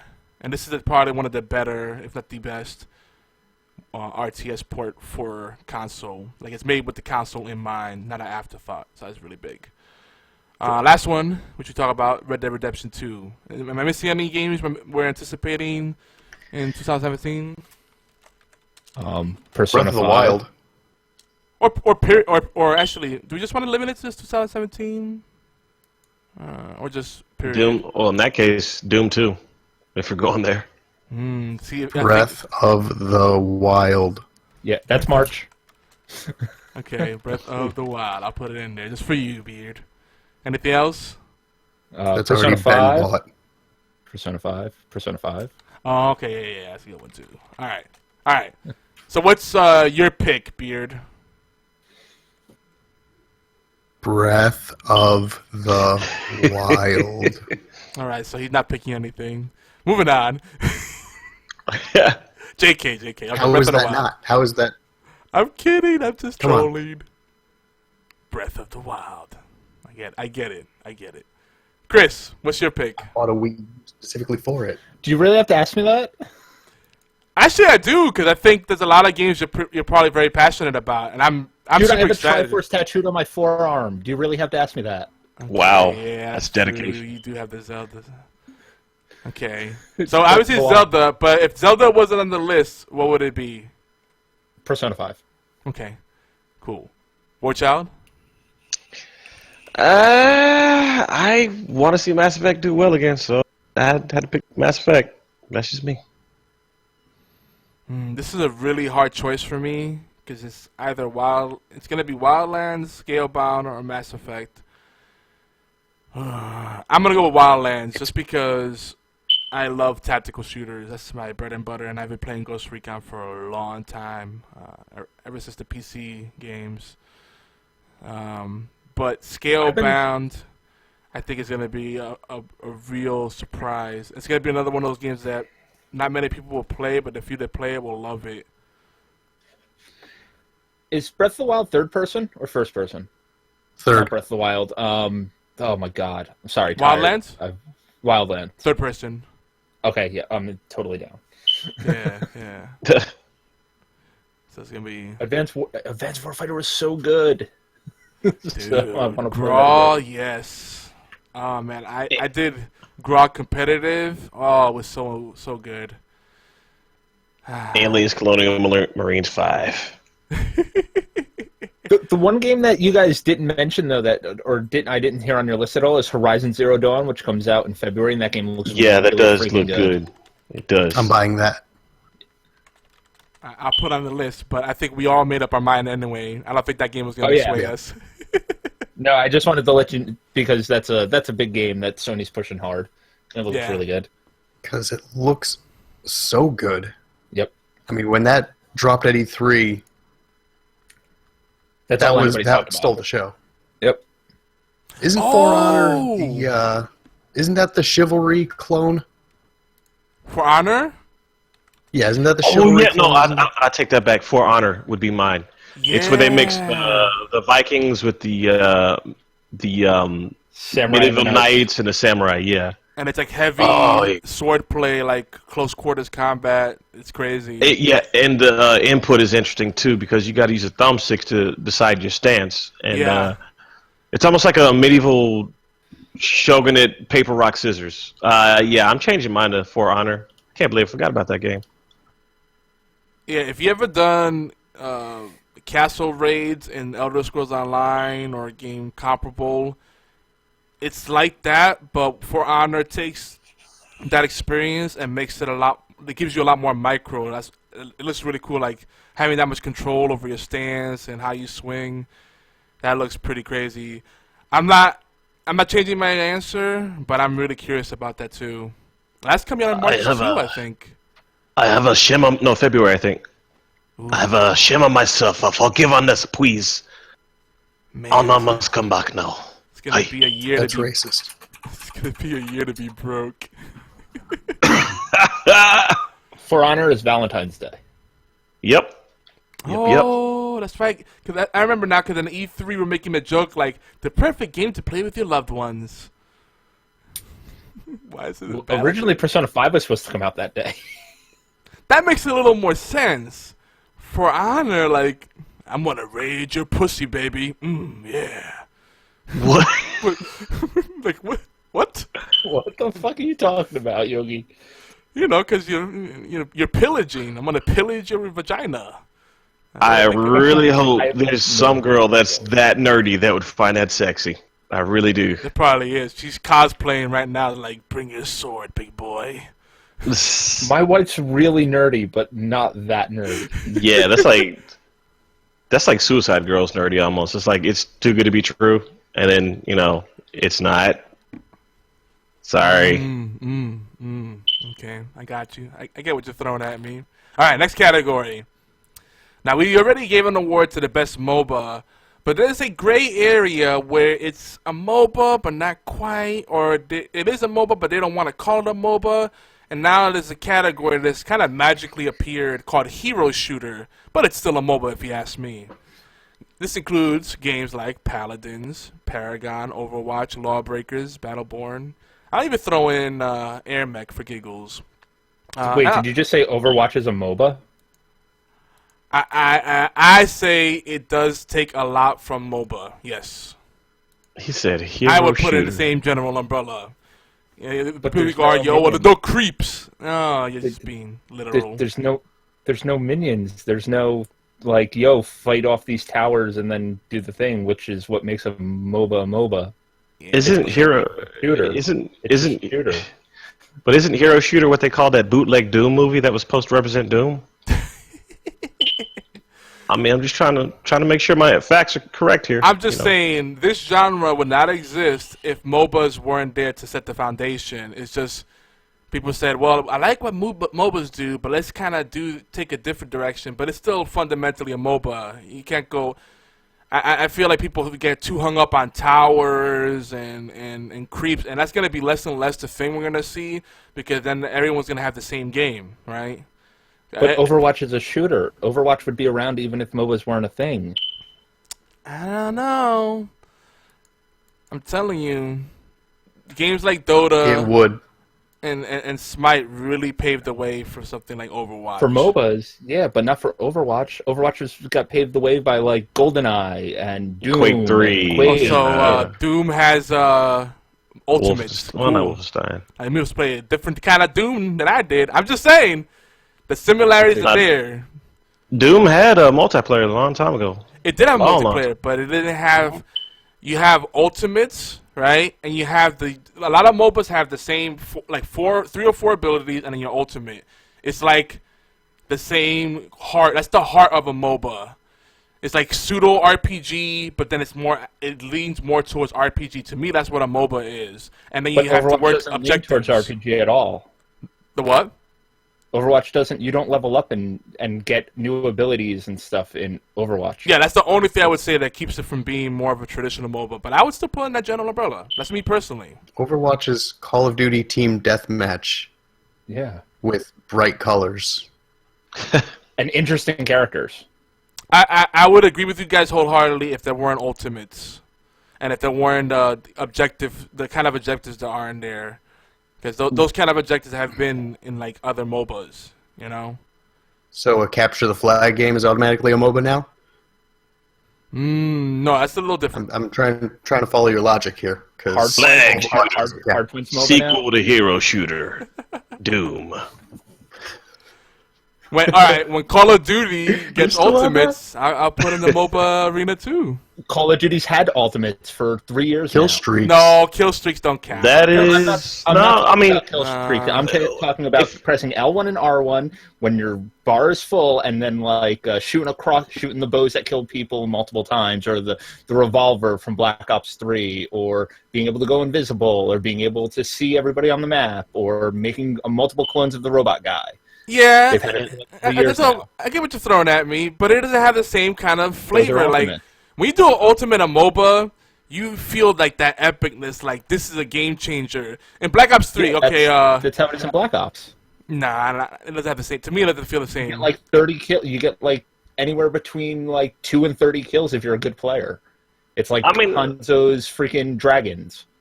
Like on one hand, I guess can what I'm see both. saying. See, the I can chat see gets what I'm both saying. sides. I see both sides. I see both sides too, but guess what I'm saying though. He says he kind of sees Hardpoint more as a MOBA kind of flavor, and Capture the Flag has been around long enough where it's kind of ubiquitous and doesn't belong to MOBA. There's certain kind of things that when I look at it, I'm like, that feels like a MOBA to me. But anyway, back to the character. I'm not gonna argue with this. That's why I said pseudo MOBA. I knew everybody's gonna get the panties in the butt. Like, is that a Fight me, MOBA? Yogi. Fight me, Yogi. Pseudo Fight me. pseudo Fight MOBA. me. So I covered Fight me. my ass in that and Hero Because Shooter. because Battleborn is a MOBA. Save it for the bonus round. But I say pseudo MOBA in brackets, so anyone that wants to say it's not a MOBA, okay? Do you have a shooter category though? Huh? That's my question. Do you have a shooter category? Yeah, we already did that. Was Overwatch in it? I did not put that in there. Oh yeah, we did put it in there. Yeah, we did put it in there. Shame. No, we put it in there. Walking through the streets naked. We Shame. put it. Oh, we no. put I it don't wanna see into the I don't wanna team see shooter category. We didn't put it because to Which me, is what it is. I wouldn't compare Overwatch apples to apples against Titanfall 2, a Call of Duty, or even a Doom. It just doesn't feel like a fit. Because it doesn't have a campaign. No, just the multiplayer experience itself. Like, it scratches a different itch. I don't know. I play a lot of multiplayer, and to me, like, I don't put them in the same level, in the same arena. The only multiplayer I play is shooters. It's like the only multiplayer games I play.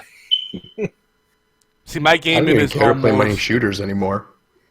My gaming is almost exclusively shooting. Not shooters, multiplayer. I don't really do any single player. So, like, this is my wheelhouse right now. And, see, Yuno's getting in this chat, too. You know, he's like, no, that's pseudo, like, kind of, it could be a MOBA, maybe not, you know. Everybody's got something, I guess. But, All right. Here's my pick for this. Okay, which one? I'm going with Lawbreakers because Okay, it's Lawbreakers. alpha and still better than those other games. Okay. Oh, wow. Okay. I just want to throw again that we just say Air Mech is in there too. I just want to remind people. People probably forgot about that one. What are you picking? Completely negligible. Okay. Chris, what's your pick? Battleborn because it's the only one I played. All right. All right. I like that pick. Good pick. War Child. Doing the Peter Griffin. Not much of a MOBA guy, so you can skip me on that. Just saying. Well, wait. Weren't you excited about Paladins? You know, And I thought you played. what I did. I thought you played This Overwatch. funny. I mean, Overwatch is okay. Funny thing about Paladins is like when my wife was on vacation, so I didn't really get a chance to play it. It looks nice. So what's your de facto choice then? To just go with Overwatch. There you go. I kind of want to be contrarian. I want to be hipster about it and say Battleborn, but I'm gonna go Overwatch. Overwatch is a better game. I just won't vote for it in this category. Yeah, you know, if we're focusing, See either you love or you hate it. That's pretty much what it boils down to. because to me it's I the love three. Overwatch. I play that game almost every night. I'll take Smite out of the category so I don't have to think about it. It's between Overwatch and Oh, was Smite on there? yeah, and really I that's would have voted for Smite then. yeah, but you know what? Game. That It's the only MOBA I play. oh man, I'm like losing my voice here. Heroes of the Storm was pretty fun too, in my opinion. But Smite, even though people may not consider traditional MOBA, it's still very much a MOBA. It's irrefutable. Yeah, I would consider it a MOBA. So I think it'd be between Overwatch and Battleborn. It's gotta go Overwatch. And Battleborn though, I want to give it love though, just because people pooped all over that game, and I feel like it's a better game than people think. It's just released in an unfortunate time. The reason it got pooped on is because it's not Overwatch. Exactly. Somewhere in the world, there's somebody that's saying the exact same thing about No Man's Sky.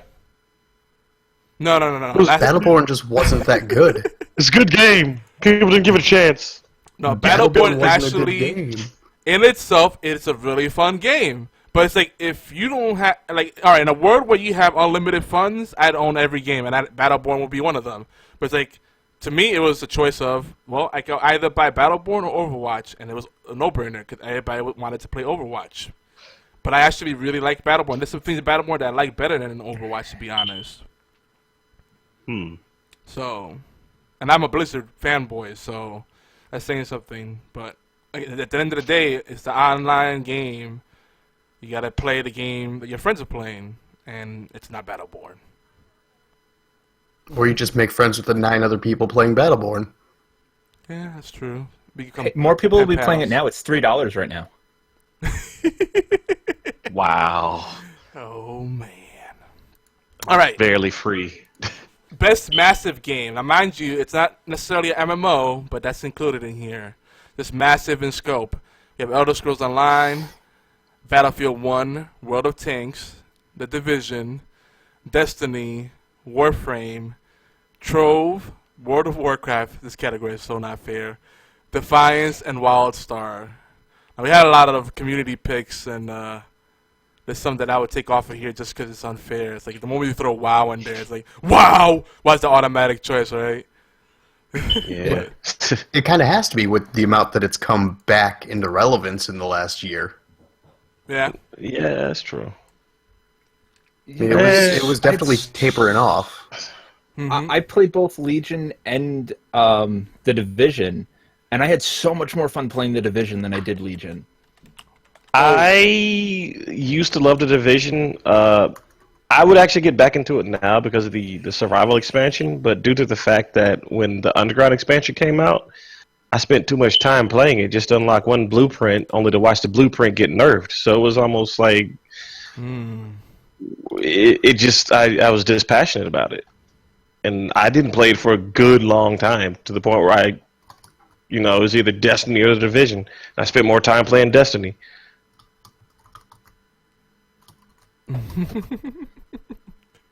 I like how Taylor's updating the notes. All right, we have another submission, Blade and Soul. That's another good one. All right, let's just go through the pictures real quick so we can start going through these. Cause I should run out of time. When you get us all together, we just start having a good old time. What's your pick, Taylor? It has to be WoW because of, like I said, the relevance of it coming back in the last year. All right, Chris? Come back to me. War Child. Come back to me. Oh man, that's not fair. I'm just gonna. To me, I want to say that The Division, and I want to be a hipster and be like Defiance, because that game is still going somehow, and that's a game that people do not give enough credit to. And that game on the 360, and I'm not even talking about PC, but on PC it's awesome too. But on 360, it did things that you didn't think were possible on such an old console, such an old platform. I mean, that world was massive, and there was virtually no loading. I was like, what? I'm going between these shards in this world, like seamlessly. That just blew my mind. But I guess I'm gonna have to go. I'm gonna go with Elder Scrolls Online. It's a tough call between the Division and Elder Scrolls No, Online. you put a lot of time in with that one. Yeah, I did. Elder Scrolls Online is so addicting that I had to make a conscious decision to stop playing it because my life was withering away. It was like my brother is at that point where like he broke up with his girlfriend, who's a total doll, bought him all kinds of cool stuff. She bought him the Xbox One, ironically, and all this like. She buys him tablets and all these cool things and clothes, and she broke up with him because she finally said, "All right, me or the Xbox." Like, bye, Felicia. Just. Ooh, that never should be. Yeah. Oh. Yeah. And I'm Why like, did you do that, lady? Why did you do that? I know she fucked up too, but I don't blame her. Cause, well, I'm not gonna get into the personal side of it as much, but. It's just one of those games where you could easily lose track of time just collecting ingredients, farming ingredients, and doing... I mean, that game, I could easily spend 2 hours just managing the guild bank and my inventory. Just doing that. The amount of stuff you could do in that game is just silly. You know, the selling stuff on the store and the minutia of stuff, I'm telling you, it's good and it's bad. So don't buy Stardew Valley. Yeah. You know what? Stardew Valley, I would consider massive in scope because there's a lot of shit to do in that game too. The game is fantastic, but if you're prone to getting lost in that sort of thing, you're never coming back. About like Starbound, but that's not too massive. Yeah. Oh, I know what I should vote for It's now. on a Yogi. cusp. Okay. Yeah. What's yours, Chris? Neverwinter. Ooh, Neverwinter. Good call. Dude, I want to go back to that game. You know what? Oh, I played that for about an hour when it was free for PlayStation Plus. It's a still free game. And then- It's free to play. It's free to play? Yeah. Yep. All right. Yeah, I played it for probably about an hour and a half, and I was like, no. I think I'm just out of the MMO itch now. I think that's... Well, me and That's my wife no play longer- together, which is how I got into it. Part of me was tempted to go back and try Maple Story again. Oh my god. Yes. I don't know why. I remember the beta from years ago. That's still. But I think That game's still going strong, man. I quit the game because when it went live, all my beta credits just gone. I didn't even get that cool red headband that everybody playing the beta. So, but I don't know. I might go back to it. That's a Nexon game, right? That's a Korean game studio. They made that other game called Gunbound. That game is so much fun. Yep, that too. was another one I played. That Yeah. game did rock. See, They I would also go make. back to, like... Go ahead. What was that, Taylor? I'd say I'd go back to, like, Lineage 2 or Oh Aeon my if I wanted god! to play it in a row. Yeah. Damn. Lineage 2 was definitely on point. I was I gonna love say, that game. Nexon also made that Call of Duty ripoff Combat Arms, which is surprisingly good. Those Korean games, man, those Korean knockoffs are really fun. Like, they knocked off Worms and made it their own. They ripped off Call of Duty, and they even did it for Call of Duty Zombies. Somebody ripped off Overwatch. Oh, yeah. Everybody's going to start doing that now. I mean, I hate to say it, but Paladins is kind of doing it to an extent. The comparison. No, I mean, like, they literally copied the textures and everything and just changed the colors. Oh, boy. Like, literally ripped it off. Damn. All right, next category. We got about a half hour left, guys. Tops. I just go with Warframe on that one. Okay. Because What was if yours? I had more friends to play with and a better system, yeah, I could see myself getting lost in that. I play on PC and on Xbox, just not as much as I'd like to, but I agree. But that community's still going strong. What was your choice, Chris? Neverwinter. Okay, it's Neverwinter. Okay, that's why you just say that. That Neverwinter. I'm glad I didn't add it to the list to begin with. Gotta be really indecisive. Okay, next one. Best Dungeon Crawler.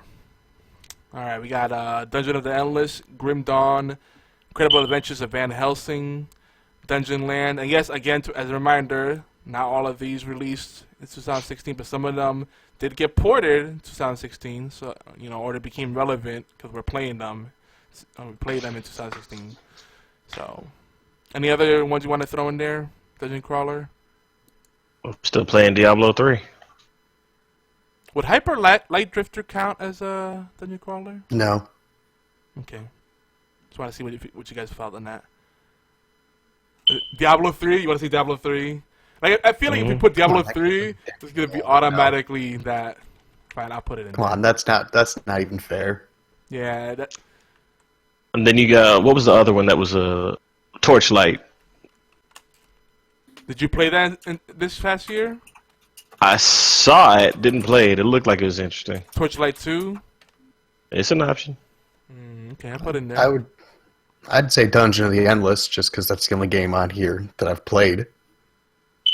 Dude, how good is that game? It's pretty good. Watching people play it doesn't do it justice. It doesn't, yeah. I told you that when you watch me play it a few times, like, dude, you gotta Yeah. play yourself. It doesn't look as fun when you watch people play it, but when you're in there and you're like, oh shit, everything's coming after me. Ah, it's so good. See, I was playing Enter the Gungeon too, and Yeah, that one looks nice. buy that game. I gotta wait on a Steam sale. Most of the games that I've Bought it seen last lately, I've I had a limited amount of money. Sit in Listen. the toilet and push out green. Let's eat some collard or Just something. go sell your Xbox. Buy You Steam can't even, games. There you you go. can't even finish it. No, because you know it's gonna say no. That's why you couldn't finish it. You're like, go sell your Xbox. It's the only thing I could think of that you have. Like right off the top of my head. Hey, no, You don't can't do sell your that. cell phone because that's Then we more can't play necessary. Well, I mean, my cell phone's broke, so I'll probably get 25 cents for it. Samsung Galaxy Samsung Galaxy 6, worst phone ever bought. Well, one of the worst phones I ever bought. All right. What's your pick? Let's say focus. Pork chop, what's your pick? Can I say Binding of Isaac Rebirth? Okay, yeah, that definitely counts. I'd pick Enter the Gungeon based on the playthroughs, which makes me really want to play it.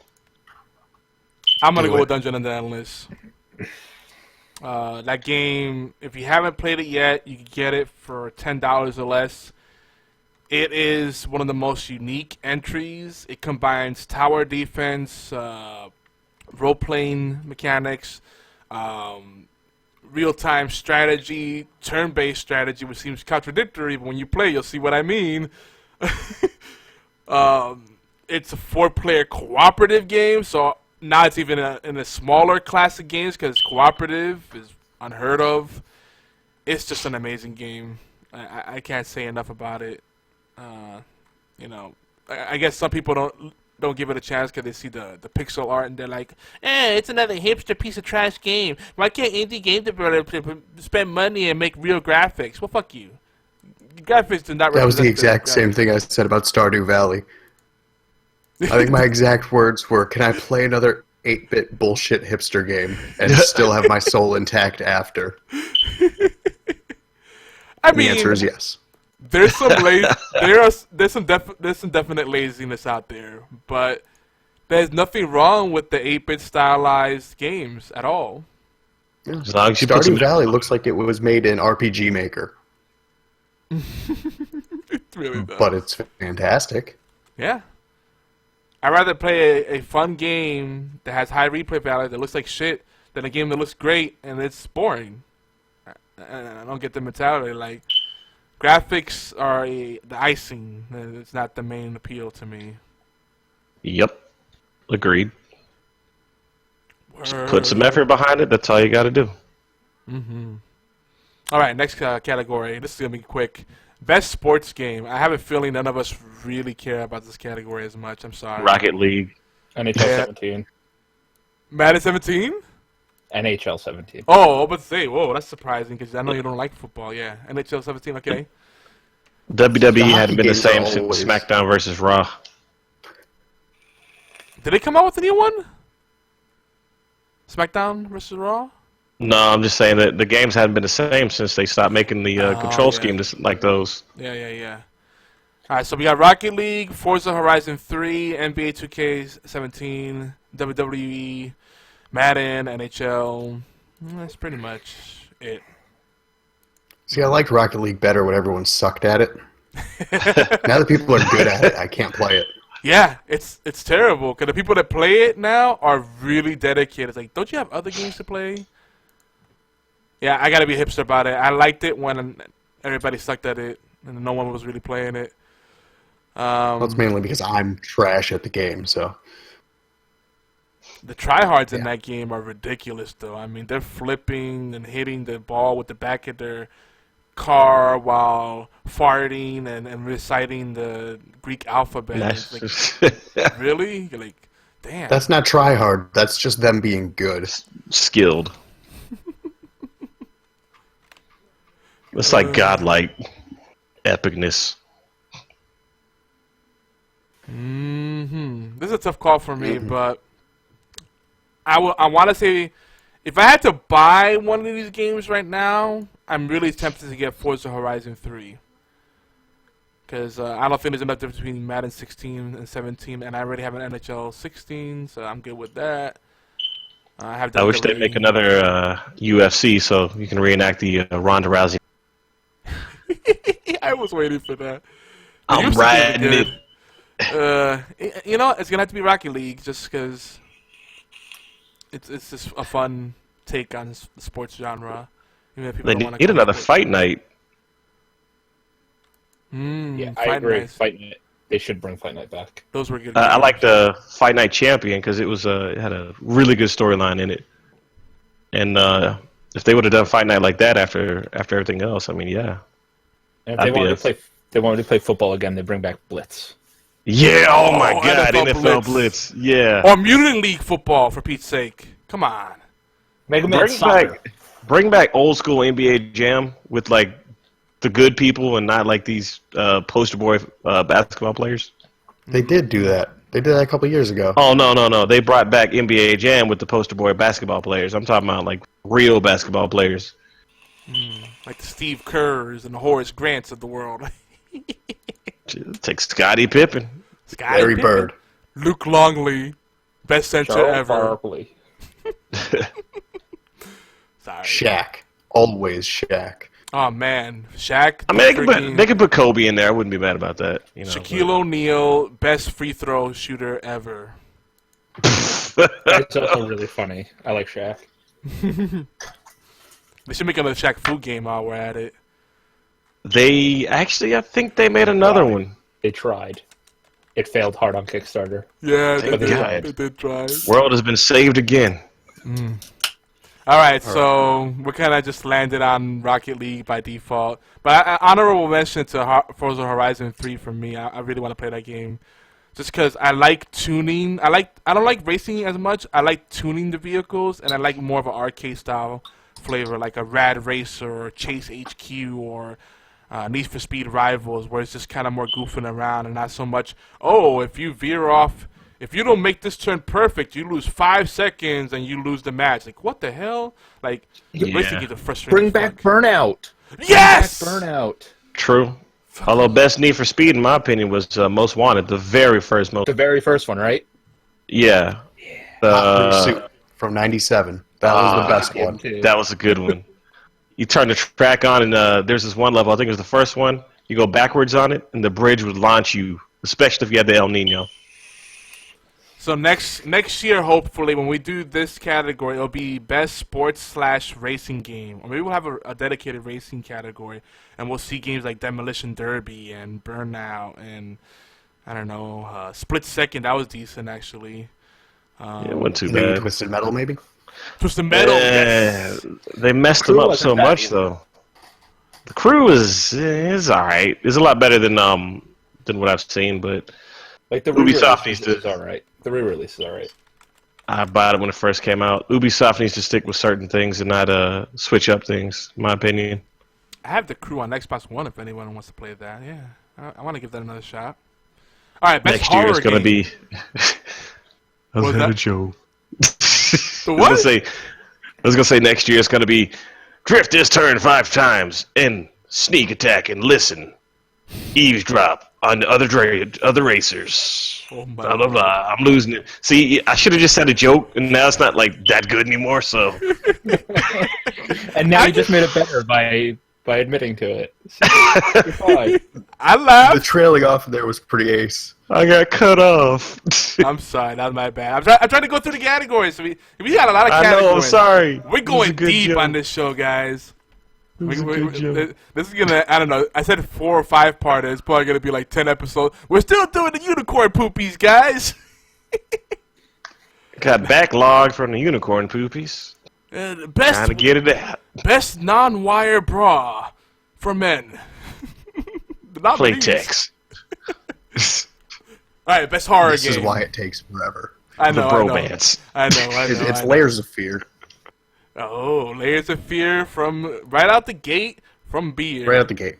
Dead by Daylight, Outlast, because that definitely does count because it's been re-released a bunch.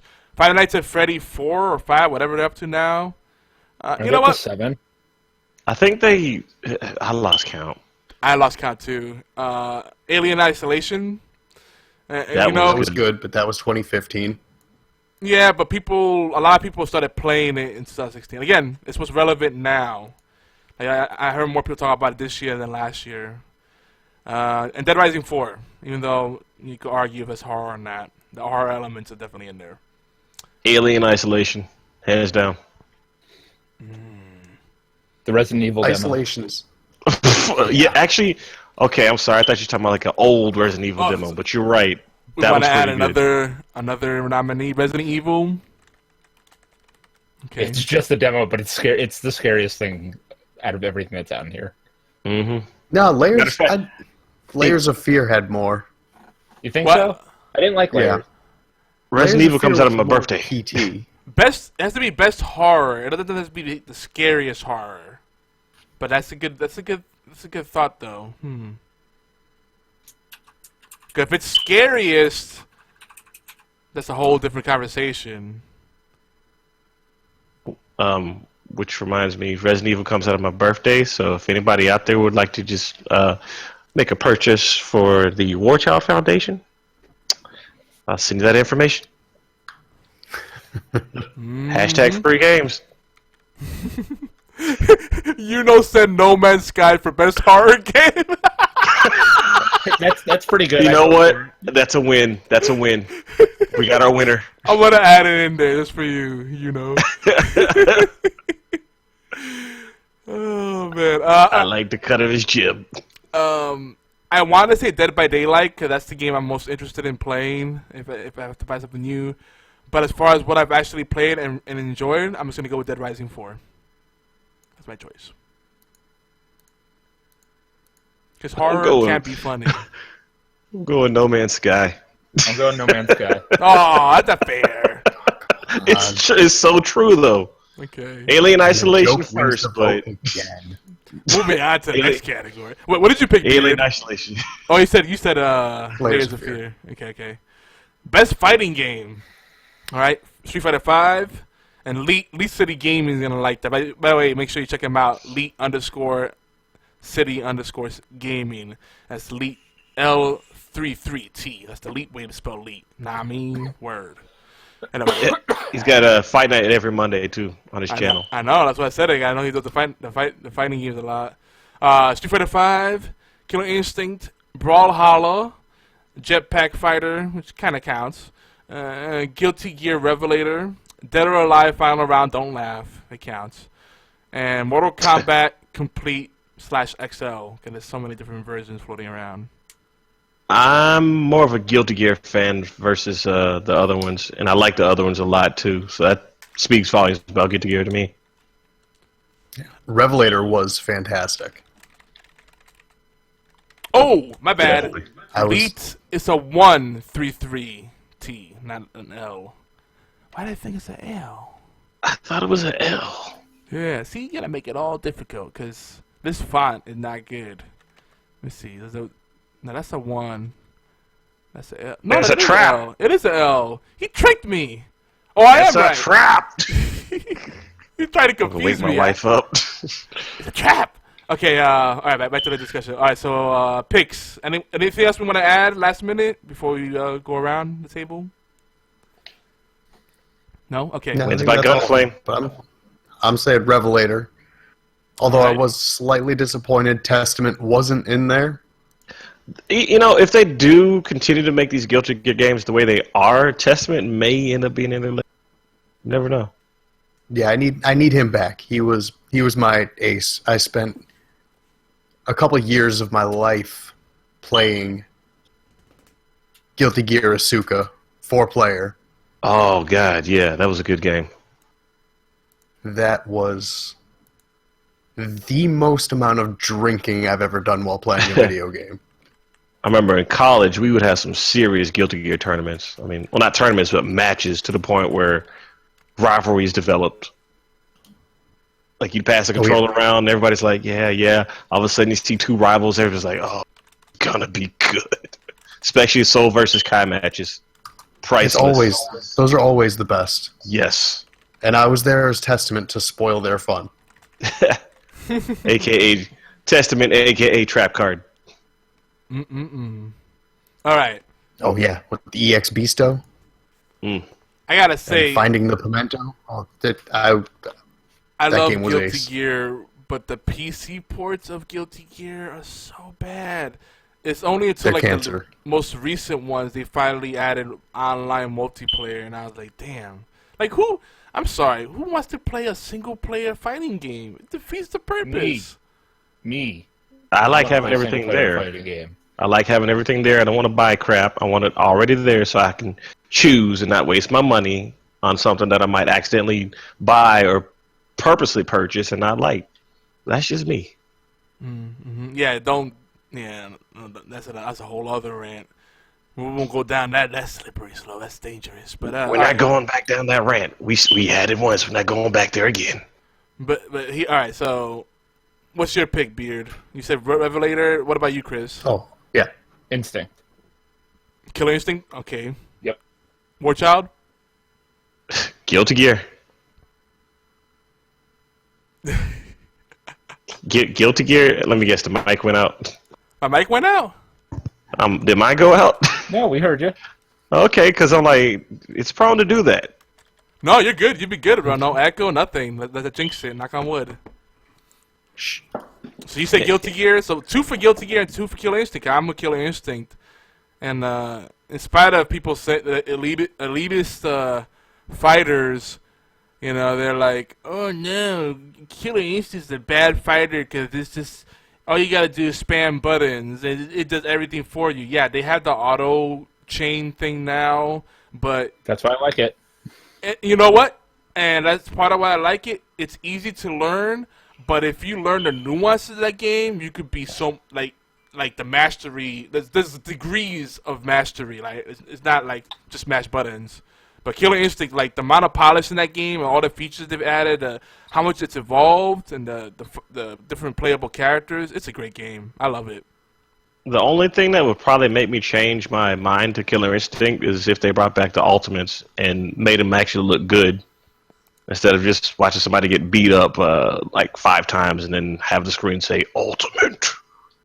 Yeah, Which is what's going on now.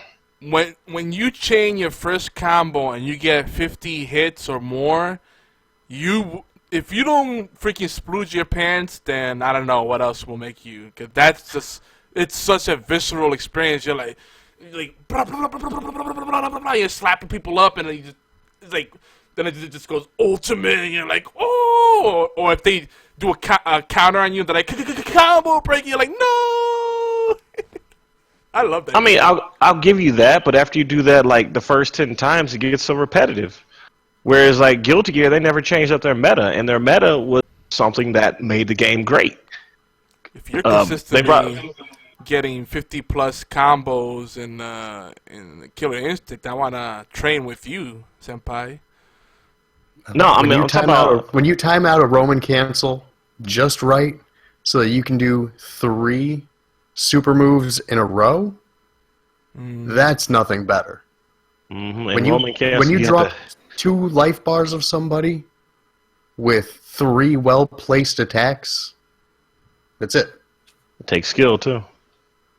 I'm not timing out a Roman cancel. Oh yeah, and I'm not knocking Killer Instincts. You just, they changed up the meta to the point where when you bring back a game that was known for everything, but then you take everything out and just say, hey, we've got ultra combos. It's not Killer Instinct. That's just Street Fighter with a bunch of super fast combos and a dude screaming in the background. I got to revisit Guilty Gear, but last time I played the Guilty Gear games, which were primarily on PC, so that's part of the problem. I realized that. It just didn't feel as fluid. To me, like a good fighter has to be fluid. Like it has to be silky smooth. If it feels herky-jerky, then I just will play Mortal Kombat. Shoot, Guilty Gear fluid as a motherfucker. What? That's just me. Okay. I'll take your Like word for it. Like a contortionist ballerina. That's how fluid it is. Damn. I want you to think about that. Okay. I want you to think about that. I get what you're throwing at me. Now think And it about has the that. best story in any fighting game. Yeah. Now think about that and imagine it riding a horse backwards. It's like Old Spice fluid. Nah, Yeah, I went there.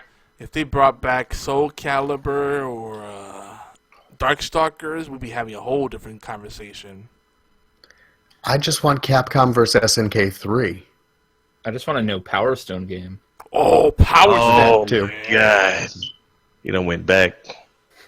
Well, we might get there. We're getting Marvel vs. Capcom 4, so there's some hope. No, With thank no you. X-Men characters.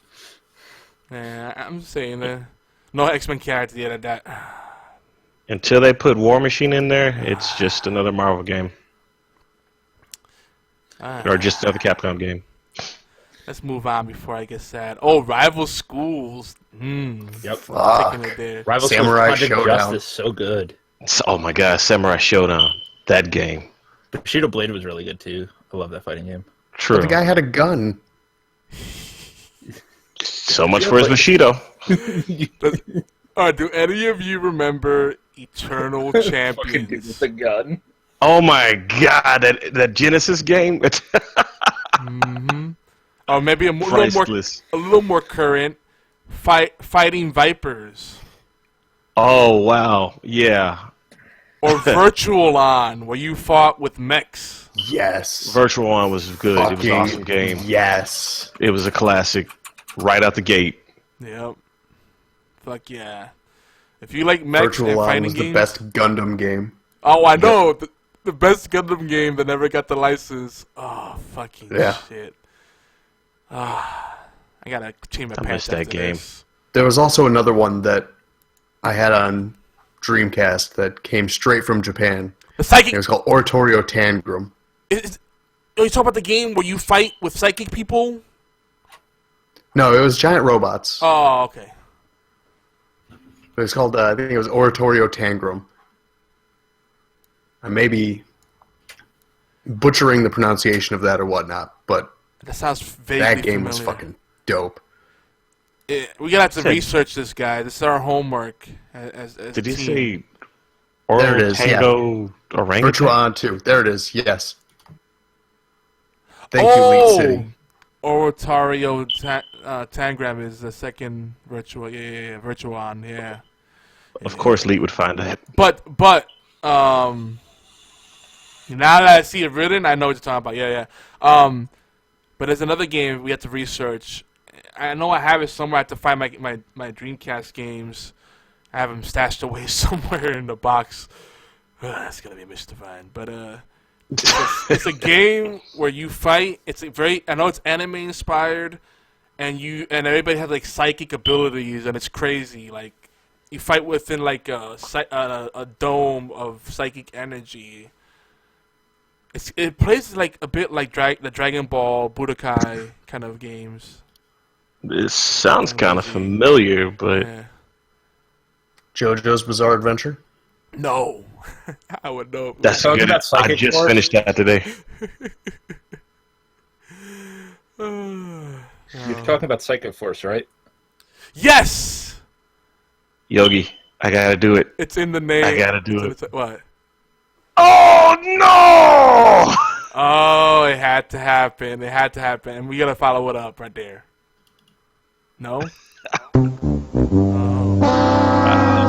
I had to do it. There you go. That perfect timing. Psychic Force, thank you. It's in the name. What a derp. All right. I think we have time Pit for fighter. 2 more categories. These are gonna be pretty quick. We're gonna talk about overall experiences, and when it just this is very loaded. These are 2 very loaded categories: single player experience of 2016, and multiplayer experience 2016. All right, games that we played 2016, not necessarily released, because you know Rainbow Six Siege is gonna be up in the mix. Even though they released. See, it's not fair because Rainbow Six Siege released in December 2015, so it's not fair. They didn't get a chance. Oh, we got some. Oh shit, we got some cool stuff going on in Discord. Oh shit. You know, and I forgot to mention in fighting game, just as an honorable mention, Lethal League is cool. I think we should mention that. Maybe even Dive Kick. I'll put it in there anyways for fun. Oh my god, dive kick. Yeah. That's what I was thinking of. Not They jump kick. put dive kick. Johnny. They put Johnny Gat in it from Saints Row. Oh my lord. Get out of hell. Alright, so best single player experience of 2016. I have a feeling I know what you guys are gonna pick. So far the nominees we have, and let me know if we're missing anything. Final Fantasy 15, Dead Rising 4, Titanfall 2, Gears of War 4. Anything else, guys? Ratchet and Clank. All right, Ratchet and Clank. Anything else? Dark Souls 3. Dark Souls 3, but that had multiplayer too, though. Well, yeah, but the So multiplayer. most of the games on this list have multiplayer. Yeah, as that's well. true. That's true. Doom. Dude. All right. Oh yeah. Because that How can we not- storyline was lit. How can we not have Doom in there? Just trying to be fair, because I'm a little partial to Doom. All right. I think we have enough nominees in there. Oop. There we go. My bad. I switched. All right. Beard, what's your pick? It's Final Fantasy 15. Surprise. I mean, I loved Dark Souls 3. That was a great experience. But I've been waiting 10 years for Final Fantasy Versus 15. So, All right. Chris? If you had asked me this question like 3 weeks ago, I would have said Ratchet and Clank. But I got Final Fantasy 15 for my birthday, which was the 29th, and that game is amazing. So Final Fantasy 15. All right. Warchild, what's yours? Doom. No explanation needed. Now this is really I love that hard. you for punch me. everything in that game. I love Doom. Punch everything. that game is so fucking metal. Yeah. Literally. We were talking about this on the Gaming Death podcast a few weeks ago. But the thing that we liked about Doom the most was, like, you get that guy that comes up on the computer screen and tries to, like, start... Samuel Hayden. Start explaining what the hell's going on, and your character's like, I don't give a fuck, and just punches the screen. Like, you punch the story out of the game. Yes. I love And I it. was like, I really like this game. And Doom proves that you don't need a strong narrative to have a strong single player experience. Correct. So, it's a tough call because Gears of War 4, I love that experience so much that I want to go back and play the previous one, and I can't wait for the next one. It actually made me a fan again of the series. Like, the ending of that, holy shit. The way they ended that game, it did not let up, and what a great ride. Well, when you're ready to go back, I got Gears 4, and I got the other ones that came with it too. So Dude, let's play it on the hardest mode. Let's go for it. Oh, red. I still need to finish that game. So good. Oh my god. And Titanfall 2, I just gotta give it an honorable mention just because it has no business being as good as it is in single player. Because you don't, I think most people don't expect that much from a shooter campaign, especially when it feels like it's something tacked on. Because let's face it, most people just want to play the multiplayer on Titanfall 2. But I was really surprised by how good that single player was.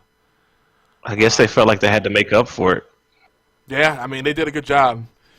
It's definitely formulaic, but it's fun. So that's all that really matters at the end of the day. But Doom gets it for me. Mainly because I didn't play Final Fantasy 15. But from what you guys say, I'm living vicariously through you right now.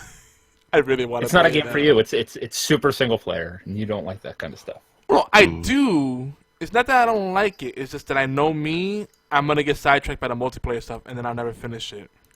But I finished Final Fantasy 13, and I almost finished 13 too. So, suck it. You can, if you do none of the side stuff, you can finish Final Fantasy 15 in 19 hours. See, that's if you doable. just do story stuff. And you only need to be like 38 to beat the final boss. See, and I have a feeling if I do crack Final Fantasy 15 open, I'm going to get addicted to it, and I'm going to start ignoring everything else. That's what I'm doing until I beat it. It's going to be Skyrim all over again. I might even go back to 13 too. And I enjoyed that game. I'm sorry. I like Pokemon in my Final Fantasy. Just play Ni no Kuni then. It's a better RPG with Pokemon in your RPGs. Nah, I wish they'd bring back Jade Cocoon. Anybody remember that? No. Anybody? Yeah. Oh, wow. Okay, never mind. Guess it's just me. No. I remember it. Because they made two of them, I think. Did they make two? Yeah, they had Jade Cocoon, and then the second one, it might have just been called Jade Cocoon 2, but They had a second one. Just play That's like- Pokemon. And it's not. It's like a more extreme version of Pokemon. It's like try and catch them all, and if you can't catch one, they'll kill you. All right, what's the next category, Yogi? Next category is best multiplayer experience. Okay. So I got Siege in there, of course. Titanfall 2, Smite, Overwatch, Dead Rising 4. I know I had to throw in there for giggles. Can I say that the Dead Rising 4 multiplayer is pretty freaking awesome? And no one's talking about it. It gets so boring so quickly, though. You play the multiplayer. Yeah. How come you haven't talked about it at all? Like Because no it's boring. Because I'm very disappointed in Dead Rising 4. That's why I don't talk about it. See, I like the multiplayer in this Dead Rising more than any other ones. From what I got to play from the other ones. I wanted Dead Rising 3, like the co-op and the giant open world and the go wherever the hell you want, basically, and there's multiple side missions and stuff like that, and that's not Dead Rising 4. No, I heard your complaints about it. It's more linear, you know, less of the freedom.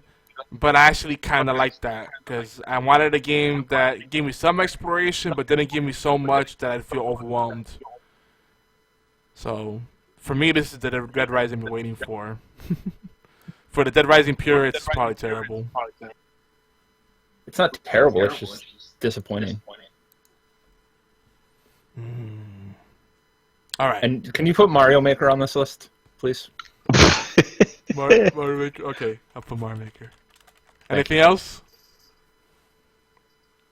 I vote for Mario Maker. God. All right. Is that two for Mario Maker? Oh no, I just wanted you to mention it. I'm going with Siege because that's the most fun I've had playing video games this year is playing Siege with you guys. Dude, I can't wait for you to come back.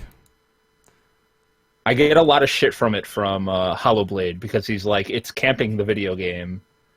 And really? On Extra Life we played, he was like, I left for like 7 hours and then I came back and you still played that game and you played it for another 2.5 hours. Because we're having fun. And I'm not terrible at it. I gotta admit, playing Overwatch and then watching you guys play Siege, it makes me want to play Siege, and I haven't now because I've watched you all play Siege. So I'm voting Siege. It's got my vote easily.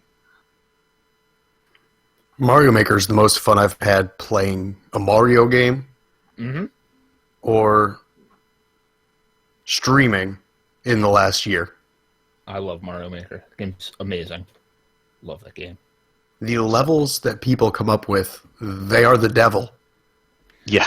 What I really like about Mario Maker was, before I bought it, I thought I was okay. I thought I was pretty good at Mario, and then I was like, oh, I'm nothing. I'm shit. Yeah. And now I can get through Kaizo levels. And I'm like, all right, I'm much better at Mario now. You get that false sense of ego shattered real quick the second someone throws a fucking Panga level at you. Yep. And it's just I have them banned in my chat. It's just one of those. It's one of those things where it's like, before playing Mario Maker, I was like, I don't know. I had no idea what the hell a spring jump was. Oh yeah. And like these duck jumps and like stupid shit that you learn as you get better and better at Mario Maker by playing Kaizo levels, and it's just like, oh shit, so good. Yeah, but Siege I had more fun with. See, Mario Maker, I'm tempted to play. I just don't have any platform that will support it. You don't have a DS, Yogi? No, my kids do, but I have the shitty like last gen DS. So just steal your kid's DS. It's not that hard. I guess I could do that, but I don't have enough interest to bother stealing it. Yeah, but don't play Mario Maker on the DS anyway. It's terrible. I mean, the thing is, it makes me think of what I loved about games like Speedrunners or N+, where the user-made levels are so trolly, you know? There's a lot of cancer in those created levels Oh yeah. There are a lot of levels where you will just be like, all right, I'm never touching this again. But then there's some gems in there, and you're like, wow, this is the most amazing creation I've ever seen. And those make it worth it. I always say that Mario Maker is the good version of Little Big Planet. No.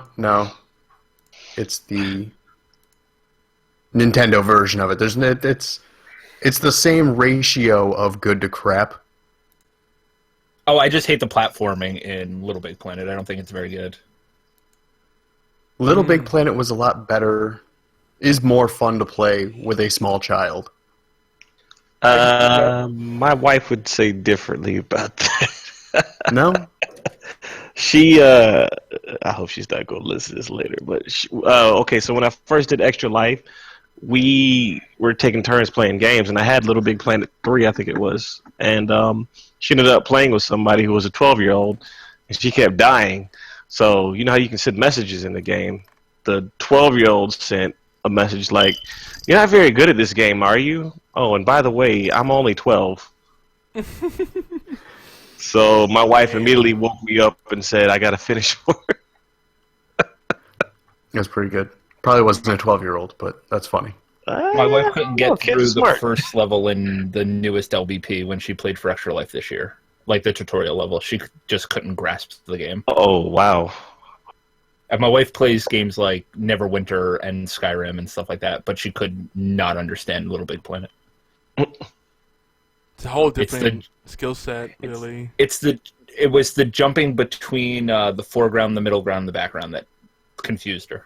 That makes sense. That's where Guilty Gear definitely pays off. Or Super Mario Brothers 3. That too. But Guilty Gear, you're fighting on two different planes. But anyway, that's long ago. Oh, Or Guardian Tekken. Heroes. How about Guardian Heroes? Come on! I forgot about Tekken 7. Oh, well. What kind of planes are they? Like Boeing 747s? It's more like two small crop planes. Oh, okay. Oh, my. I get See that what joke, you sir. did Back and forth between the there? two. I Dude, can't laugh at it this because beer I must work be at the affecting airport. me. It took me a second to like, oh, it's a plane joke. It's punny. I got it. I just couldn't laugh at it because I work at the airport, so I'm like, You can't laugh at airplane jokes. Is that part of your employment contract? no, it's just I just can't do it because you've been working there so long. You just can't do it after a while. It just don't work. It don't work. I'm 30 years old and don't have kids, but tell the most dad jokes out of anybody. Don't mind me. Dude, corny dad jokes are the best. I laugh at my own jokes too, so it's cool. I love a good pun. That's what you have to do with dad jokes. Yeah, exactly. My wife gets pissed off about it. Yells at me and tells me to stop. It's not funny anymore. Stop it. All right, good. Well, I'm enjoying the camera, but we do have to wrap it up. So let's go through where. 115. Yeah, no, you know, another quality show in the treasure chest here. Let's find out where we can stalk everybody. That's the word I'm looking for. Yeah, where can we stalk you, Beard? Where can we stalk you? Beard and Hat on Twitter, and Beard_and_hat here on Twitch.